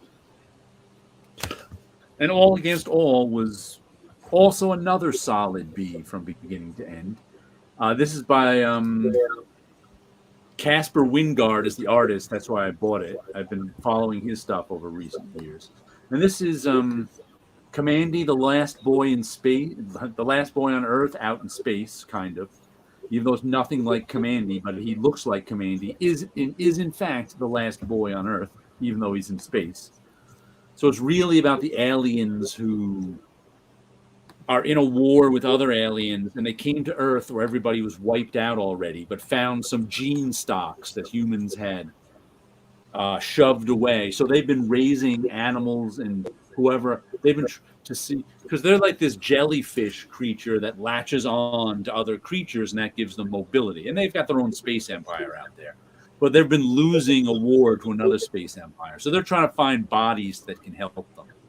So this thing was sort of this them in this Earth satellite ship trying to raise these bodies and to figure out if they can help us. And the lead guy running this ship, it's just sort of this poet warrior who sees the corruption of all existence. And it was a good story with a little, sort of weird metaphysical background to it. But the art was terrific by and Alex Packnadell wrote it. He's the writer's name. But I bought it for the Casper Wingard art, which he's doing a completely different style of art than I've seen him do before, but it was nicely done. Nicely done comics. Always good to get nicely done comics. Let's see what else is in here. But who's involved with that new distillery? I only remember Tula Lute's name, but there was others. Let's see, because I had the article up. Where's the article? Give us some names. All right, so we have Scott Snyder. Okay. Someone named Ram V. I never heard of him. Okay, he's been a fairly popular writer for a while.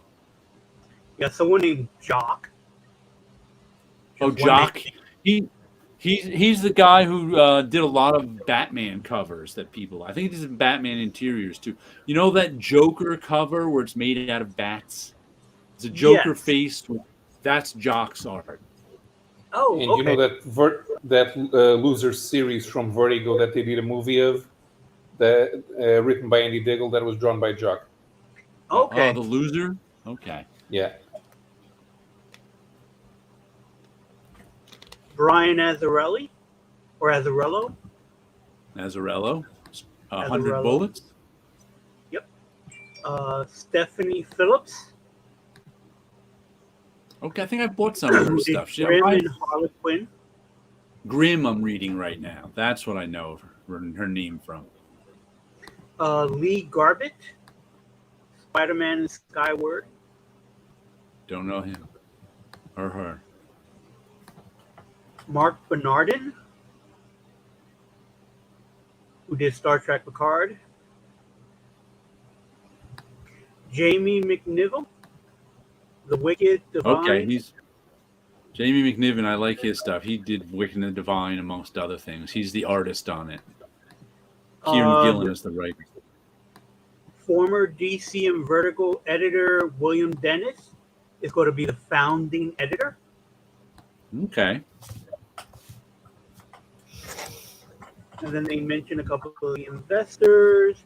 So this is the story that I shared that I found from IGN, which that Right. talks about. I heard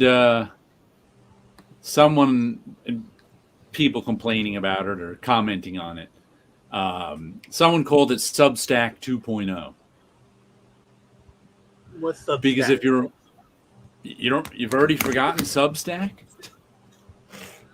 Substack is a website that started for prose writers and other things like that, where you could like subscribe to the prose they write. So let's say if Stephen King were on Substack, for $6 a month, you could read all of Stephen King's writing that he was writing at that moment. Okay. And it was about 2 years ago. I don't think I ever ran into that. It was about 2 years ago now. They threw a lot of money at comic book writers.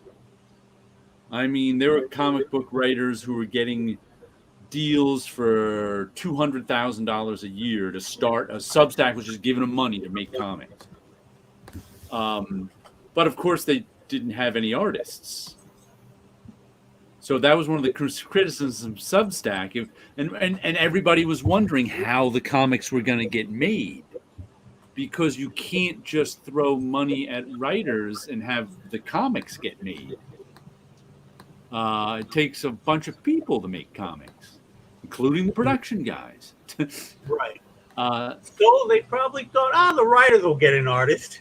I think that's what they were counting on, but I don't know any. I know some writers still have their Substacks, and I see it mentioned every now and then, but I haven't seen any comic books come out of it. So I don't know what happened. Have you guys seen any? I never heard of it. I wasn't even aware that was a thing, because the artists weren't told that. Because it probably was, here's some money, go make some books, and it's like, and they wrote the books and send it back. All right, you guys got to find the artist. What? No, we don't do that. And from what I read, they threw a lot of money at the artists. It was a big amount of money. Substack is fighting with Twitter. Oh, okay. But Substack, they're trying to do some different interaction modes with their audience in a way that facilitates commenting. But the idea that you were going to create something and monetize it, Substack's not really set up for that. When it comes to visual products. Dean Haspiel has a Substack. I remember that. I don't know if he puts anything on it, but I remember seeing it in his newsletter. because a lot of people have newsletters these days too. But that's just to keep in touch with their fans. Greg Schiegel has a newsletter. Yes, I'm on that. I'm on that newsletter. Yeah. I do receive the newsletter. On- But getting the on newsletter Dean's and reading the newsletter is two different hobbies. That is true. But yeah, I don't know of any Substack comics. Now that I think of it, I can't think of any comic book because there are comic books I've gotten my hands on that have come out of Kickstarter. I know that.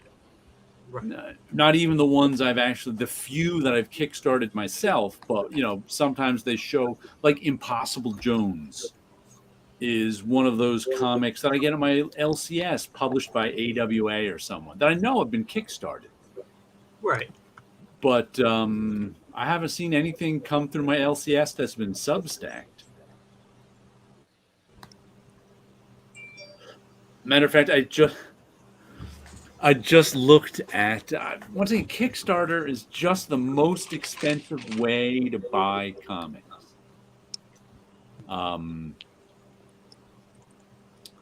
I think there was an Impossible Jones is a series I've been enjoying.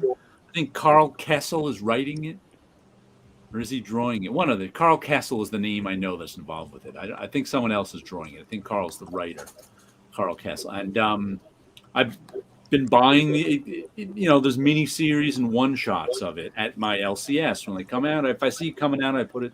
So there was just like another special coming out, and I looked at the Kickstarter for it, and like to get a physical issue from Kickstarter of it, it's like $15 to $20. I'm just like, I do not like Impossible Jones that much.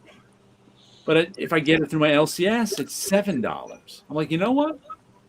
For a double-sized issue, I'll get that. But it's like I just can't. The Kickstarters for like individual issues, especially, are just so expensive. Which reminds me, I just got billed $84 for that Gatsby book I'm getting. I was like, ooh. Yeah, I just got billed for a Kickstarter that I'm getting for a. I forget the name of the book. It's very similar to. It's called Spectre Man. Very similar to Ultraman, but Spectre Man comic that it funded, I think yesterday. So it's like, PayPal just paid this. I was like, it did what? Like, I completely forgot to put it on my calendar. How much was it? $35. Okay. It's better than 85. Yeah. What was that? That's true. What was that one you posted a Kickstarter for someone just within the last couple of days on Facebook or Twitter? You remember that? I usually post all the time when I see something that I liked or that someone that I know. Yeah. So I know a lot of people doing Kickstarters. It was someone you know. I was like, oh, they're doing a comic. I can't remember what it is now. Yeah, I would have to check because I post almost every day, somebody's Kickstarter. Okay. Because so many people I know are doing Kickstarters, or I'm working with people doing Kickstarters as well. What are you working on tonight, Chris? It's just putting some packages together. I got to mail out. Custom stuff? Nah, just books. The Clawsome book. Oh, okay. Officer Clawsome. There we go. Comics for kids. It's a real novel idea. And you finished finished a book like that? What? How does someone get a book of Officer Clawsome? You go to Amazon or Barnes and Noble. You don't get it from Chris. He's not sending out any more packages. You don't get it from me, and you probably, you might get it from comic shops, but that is not the thrust of the kids' comics industry. And you said you got the second volume penciled? Yeah. Oh, cool. Yes. I got to get the cover locked in, and then I got to start inking. How did the coloring on the book turn out? Did you like it, or? I liked it very much, but Okay. I proved that whatever system they're using has no automatic trapping. Ah. When they did the advanced reader copies, Uh-huh. I didn't prepare the files I sent them. Like I didn't have them trapped at all. Right. You send them untrapped files. I sent them untrapped files. They're supposed to have production people, right? Right, And right. they're supposed to know what they're doing. Yep. So the advanced reader copies came back completely untrapped.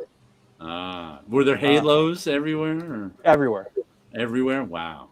Oh, maybe not everywhere. I mean, some of it Lots lines of up. clean. More than enough, more than you wanted them to be. Yeah, I mean, when there's like really light, when there's like really thin line work in the background, that's where it's like really like, oh, you can tell that black is not overprinting when it Yeah. should. So then we still had like maybe 1 or 2 rounds of corrections after that. So when I sent those files in, I specifically asked. I shouldn't be saying any of this live on YouTube. Nope. Well, I'll skip ahead. I sent them, I trapped everything except the lettering Okay. because it was like super involved. And I figured, well, if there is automatic trapping, that's usually where it happens. It's supposed to be in the lettering. The lettering wasn't just black on white balloons? Black. It was, but the balloons had no trapping. So there's halos around all the balloons. Yeah. But I could live with it. But I guess the second time around, it's just like such an extra pain to be like, okay, I got to create extra layers for every balloon. Yeah. To knock out, the contracted. And again, you're the only one that's going to understand this. Nobody else listening. That's funny. Just like I think it was last month, I was explaining trapping to a couple of the bad idea people I work with because they kept in their language whenever a balloon wouldn't butt up against the panel correctly, they'd say, fix the trapping on that. So finally, when that's not trapping, that's butting. When a balloon doesn't get... So one of them was like, okay, what's trapping? So luckily, I have, from teaching my class in print production, I have examples of trapping and the one I always use is, because I know it was untrapped, was Avengers Forever. The actual individual issues of Avengers Forever were trapped. Then when they did the trade paperback, somehow Marvel lost all the coloring files. So they had to get back the coloring files from the colorist. For some reason, all he had were untrapped coloring files. So they print... I can't remember if we trapped the whole thing at Marvel or not. I don't think we did. I remember finding it odd that he didn't have trapped coloring files. So the first printing of the trade paperback of Avengers Forever has halos everywhere, which are white lines around the black line. Because the black plate shifted, and trapping is you slide color underneath the black line. So that if the black plate shifts, there's always color there. It's not a white halo. Yeah. That first printing is filled with halos. And it's super noticeable because it's like beautiful line art that's being completely compromised by. But as Paulo said, he thought that was supposed to be that way. He was like, I thought that was the style. That was the color. But I also have like the hardcover from 2005 when there was the era of automatic trapping, and that one's fine. That one's so I have scans of these like at the ready to show my class, so I sent them. I would just like to say that just because automatic trapping exists somewhere in some places does not necessarily mean it had anything to do with that new version turning out right. You're right. When I had to do for Bad Idea, when we did the 5th color ink on one of the books, I forget the name of the book now, but we were doing a 5th color ink on it. a pink, two of them, a bright pink and a bright blue. Except I was like, usually when you do a fifth color ink, it's in a logo or it's in a design somewhere. This, they wanted to fill this incredibly detailed little liney drawing with a fifth color ink. It was nuts. Matter of fact, let me walk over here and get the comic cover to show you. Just because I know it's right over here. I'm amazed by how sometimes I would have to talk to editors and people about they're focusing on something so tiny that, yes, on our computers, we have the ability to do something at 400% to look at it. But the printed comic, the reader's not going to be able to do that unless they got a magnifying glass. Jeff Sebesta, who's appeared on this show before, has a name for that. He calls it pixel fucking. Mm-hmm. When you're so... And he's like, he has to, when he's making digital art, he's like, I got to stop myself from getting caught up in pixel fucking. Because you can zoom in so close and affect each individual pixel that'll never be seen in any media. But this is the cover, Chris. Let me show you this. That pink and that blue are Pantone colors. And look at all those teeny tiny little lines. Now, normally, it's like you don't do that. You don't put Pantone color with teeny tiny little lines. You put Pantone color with a block of color or in a logo. So it was like this is when I actually had to we had to have a Zoom call with the printer on to figure out how to do it.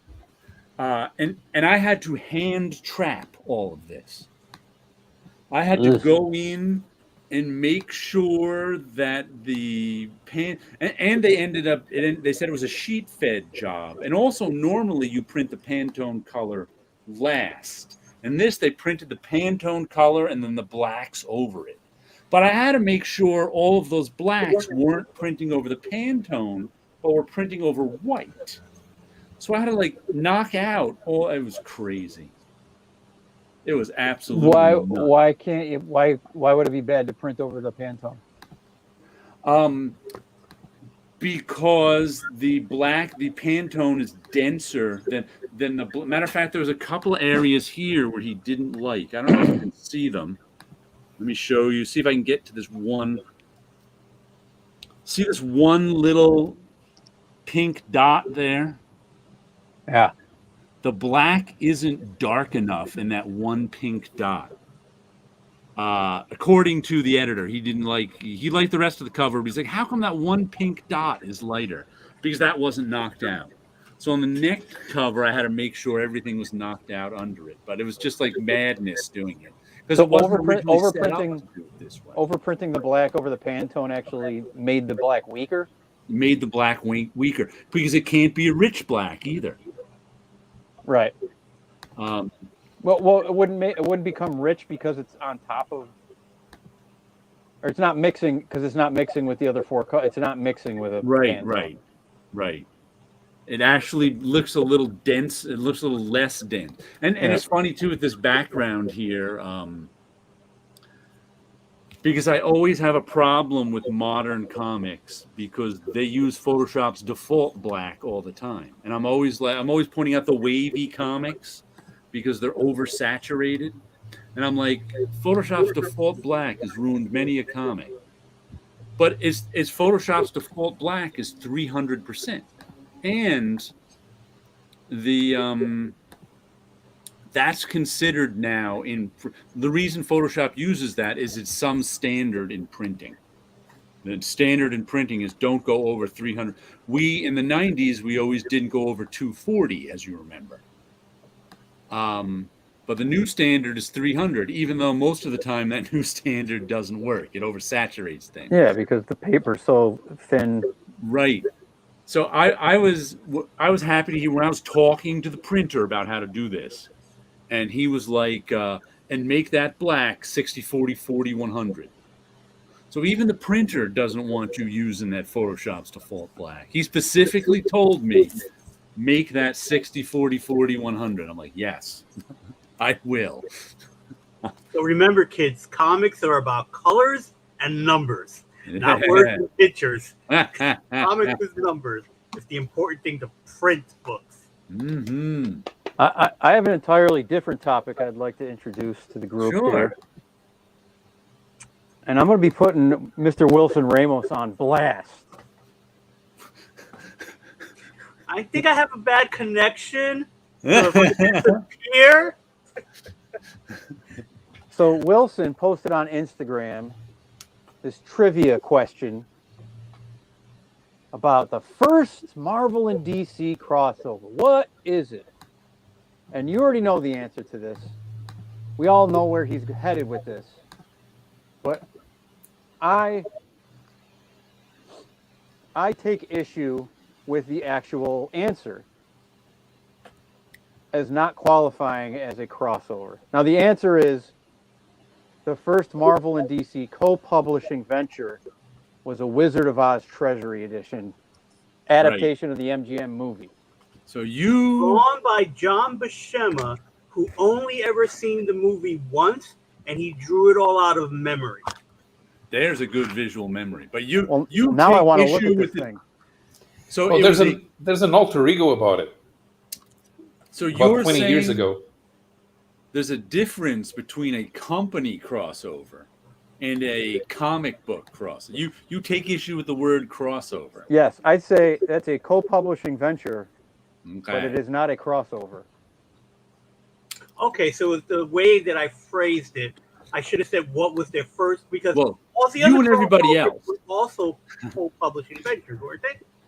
Mind you, I figured that this group would be the absolute only place I could possibly delve into this and put it under the microscope, especially with Mr. Definition himself, Jared Osborne. Well, I think it fits the definition of company crossover.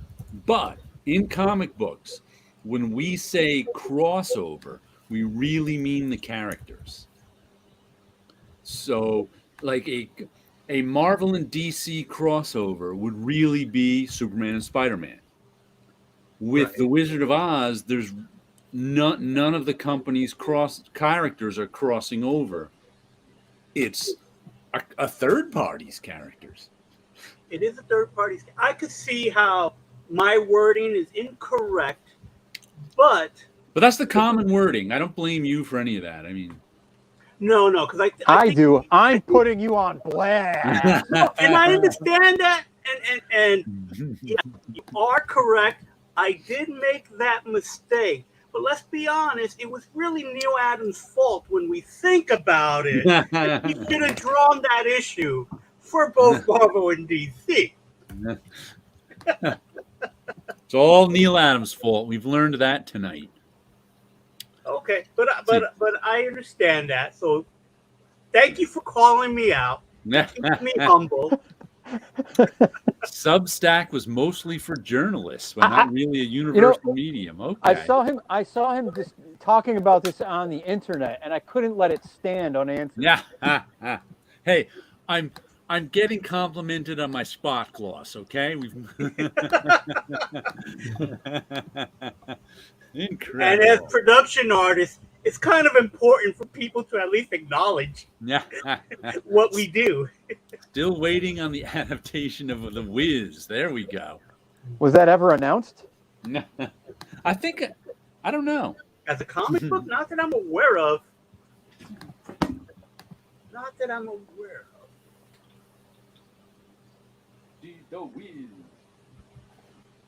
And if I was a more quicker and faster and better artist, I would have drawn Dorothy fighting Doomsday. It was like, that's a great idea to draw, but I'm not that quick of an artist to do that. If I was Sergio Aragonés and could draw ideas from the crowd, I'd be drawing that right now. Let's see, a couple of the comics I got. Dark Ride, number 5. Horror comic about a horror Theme Park continues to be good. I've enjoyed. This is by the Birthright team, who I bought all 55 issues of Birthright, so that was fun. Radiant Black is at issue 23, which is pretty high number for an indie book. Image Comics. They're starting a big war in here with some alien robots who have been threatening to come to Earth for a while. I've been enjoying that. Nocterra is even at issue 13. This is Tony Daniels and Scott Snyder. Scott Snyder of the... why would Scott Snyder have to join that other publishing thing? He's already got stuff that he's got ownership of. I don't know. Oh, and here's one I should show you. Scott Koblish has got a new comic out this week. I believe that's pronounced Cockju.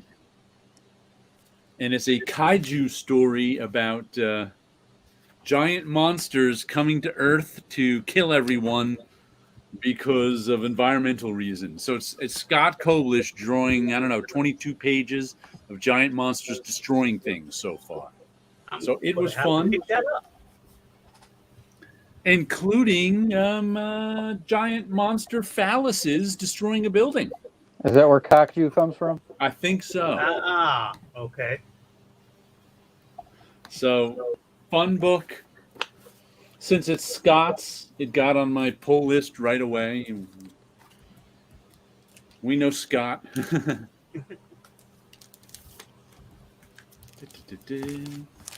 So that's always good. Oh, hold on. I got to show you. New issue of Spawn. Only $3. Got that one too. Oh, Usagi Turtles, 6-issue mini. New one comes out. There's issue 1. Who's writing it? It's all Stan Sakai, right? I think so. Yeah, by Stan Sakai. Name of it is Where When. So the first issue sets up that it takes place during another Usagi tale of this big war going on. But then the turtles are fighting this guy who has access to a time machine. Let's see what his name is. And he goes back in time. He's come from the future. Dr. Werwen is his name. He's come from the future to conquer the past. I guess much like Kang the Conqueror. Except he's finding the turtles too much of a hindrance in conquering the past. So now he's going back to Usagi's time. But they followed him. So now it's Usagi ran into the turtles, and they think they're those Japanese mythical demons. So it starts off, they want to fight the turtles. I imagine they're going to be teaming up soon after that. Because at the end, they met up. But I'm gonna have to put that on my pull list. Put that on your pull list. That's what I'm doing right now. Aha! I'm down with anything Stan Sakai does. You know me. What do we get? Dan Spiegel got about halfway through it before it was axed. Ah, that's the Wiz. Dan Spiegel was good. I liked Dan Spiegel's stuff. I found sometimes his storytelling was a little too static for me, but I always liked his drawing. I bought all the issues of Crossfire that he did with Mark Evanier. Bought a bunch of the issues he did with Blackhawk that he did with Evanier too. So DC got wind that the movie was going to bomb, so they cut their losses. Ah, that's why the Wiz never came out.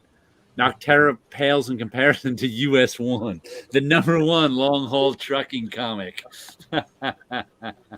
Good old US 1.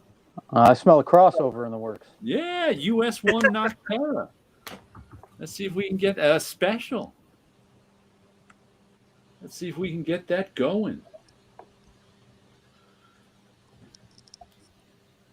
I got my package before, I got some new shoes in it because the sole of my old shoes that I'm wearing right now cracked right in half. I'm like, whoa. Here, let me show you. I know Skechers are not made very well, but they're one of the only brands that fit my feet. And these are the shoes I got in 2019. We'll show you. Where is it? Crack. So I'm like, I got to get some new shoes. That looks like a spelunking issue. I got the same ones too because they fit. I have very hard feet to fit. Welcome to Shoe Talk, where we talk about shoes. Was it not trapped correctly? I tried gluing them with crazy glue. That worked for about 2 days. And they broke apart again. I also, in that package, got 2 more of these Pentel 0.7 mechanical pens. Because the one I kept in my backpack that I commuted with disappeared. So I'm like, I need a new one to replace it. And apparently you can only buy them in 2-packs. I don't know where the extra one's going, but one of them's going into my backpack. My commuting backpack. All right, those 2 books are now on my pull list. Which All brings right. us to 13 books. What did you put in, Usagi? I put in the Usagi and Scott Koblish's new book. Ah, okay. Cockju. Did I get everything else? Noctera, Radiant Black, Dark Ride. Who publishes Scott's Kaiju book? Image. So it's funny, I got 2 books that ended, 8 Billion Genies and All Against All, and 2 books that started, Cockju and Turtles Usagi. Turtles Usagi is 6 issues, I believe. And it's IDW. I think this is the last, because I think Usagi's going back to Dark Horse. I remember reading that or hearing that somewhere. But this is still IDW.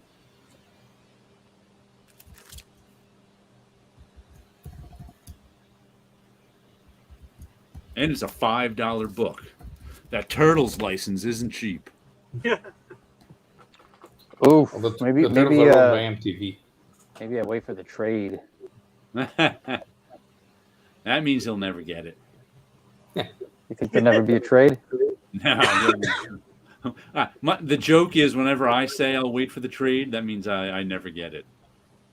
Because I'm too busy buying individual issues. You're far too busy. Yes, far too busy. Crossfire was good. Yeah, that was a good book. And I even liked, I can remember, I really enjoyed Mark Evanier. He wrote an editorial every month about his experiences in Hollywood.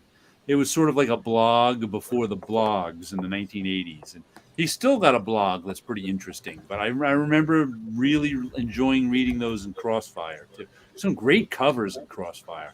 Dan Spiegel was a really good cover artist. And they even had Dave Stevens do a few of them. New York Water Systems and Glue Conversation. Together at last. Yeah, Chris missed the water conversations at the beginning of the show. Mm-hmm. I mean, is it exciting enough to rehash? Probably not, but you in your spare time you can go back and listen to it. Paolo's fallen asleep, so we can't end Almost water conversations. We can end with some more quotes from Roy Thomas. Let's see what I got.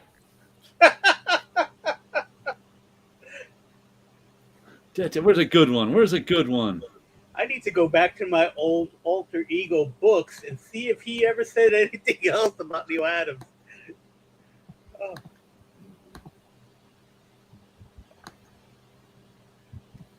I think I got all the good ones. Well, we'll read you what Neil Adams had to say about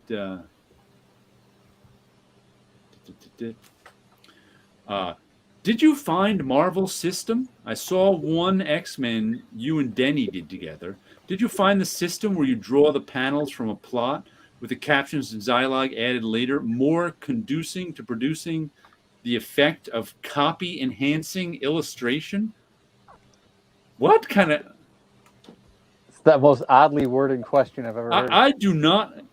copy enhancing illustration. They're saying the copy enhances the illustration. The text enhances the illustration. The illustration becomes enhanced once the words are added. That's what they're asking. Okay. But it sounds really weird. Is the writing better when it comes after the illustration? That's what they're asking, right? No, they're saying. Say it again. Is the writing better if it comes after the illustration rather than before? No. Read it again. Read it again. Okay.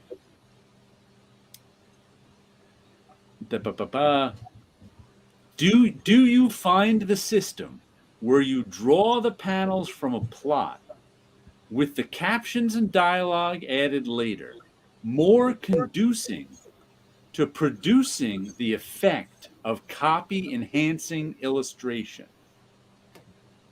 So what they're not saying is the writing better. They're saying is the illustration better? Yeah. They're asking. If he can does working this way make it more conducive? Does working this way make it more likely that the text will enhance the art? Copy enhancing illustration. That is just such a weird line. But anyway, he says no. But what I find... The question is worded in this manner. Does me letting you draw what you want make my writing look better? Or does it... That's what it says. Or does it say, does me He's letting saying, you draw what you want make the drawing better? No. I don't know if he's writing about that. I don't know if copy enhancing illustration is the drawing, right? Not the writing. Yeah, they're saying copy in this sentence means text. Means right. Yes. So they're saying, hold on. Is it the text that's being enhanced or the illustration that's being enhanced? The illustration is being enhanced by the text. Okay. Is what they're asking. Do you think that happens? That's what I think too. He's asking if doing it this way enhances the illustration. Right. I think. Does me letting you draw what you want make my text look better? No, I don't think he's asking if the text looks better. He's saying, does me letting you draw what you want? This might be the dumbest conversation we've ever had. Does me letting you draw what you want means I'm a genius writer? That's what. Does me letting you draw what you want make me a genius writer? That's it. No, but what I do find is that, again, with an individual who knows how to write very well, that I can do a small panel, for example, and write a little note that says, you got to write good copy for this panel or else I'm dead. And he'll write it. Now, the guy I'm talking about is Roy Thomas. Roy Thomas has never failed to come through for me when it comes to doing something like that. Nothing but praise for Roy Thomas. Then the next one. If I were a professional writer, I couldn't conceive of working in that framework because I would think a comic story should be conceived of as a whole. And I can see where the system allows for that. Well, it is conceived as a whole. I conceive of it as a whole, and I give them an indication of what it's to be. If you ought to take the time out to read those X-Men stories. We did things in those X-Men stories that you wouldn't believe. We set clues for things, and we set clues for things, solutions of plots that came 6 issues later. The plots were tight as hell. The ones we're doing now in the Avengers, the plots are really tight. We're doing these long-range stories. Roy, in my mind, may not work exactly the same, but we're sympathetic up to a certain degree about how a story should be put together.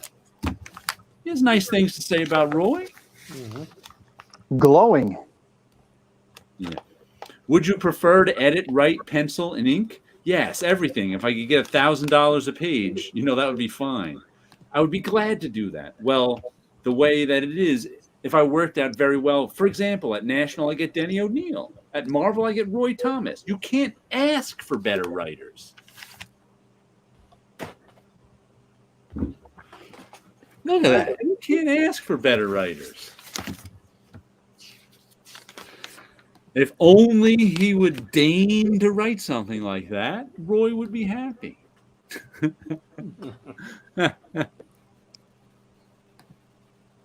Crossfire was good. Yeah, what was the New York Water conversation? Yeah, Evaner's essays were mostly great. Love the Marx Brothers popped up. Oh yeah, they did. Repeat the sentence. Before the show, we were talking about New York City water systems and where the water comes from and history of New York City water. But it's our time to end now, so we should say goodbye after this Roy Thomas love fest. Yeah. Let Paolo get to sleep. All right, so you guys all have a good night out there. All right. See ya. Take care, everybody. Have a good We'll night. catch you next time.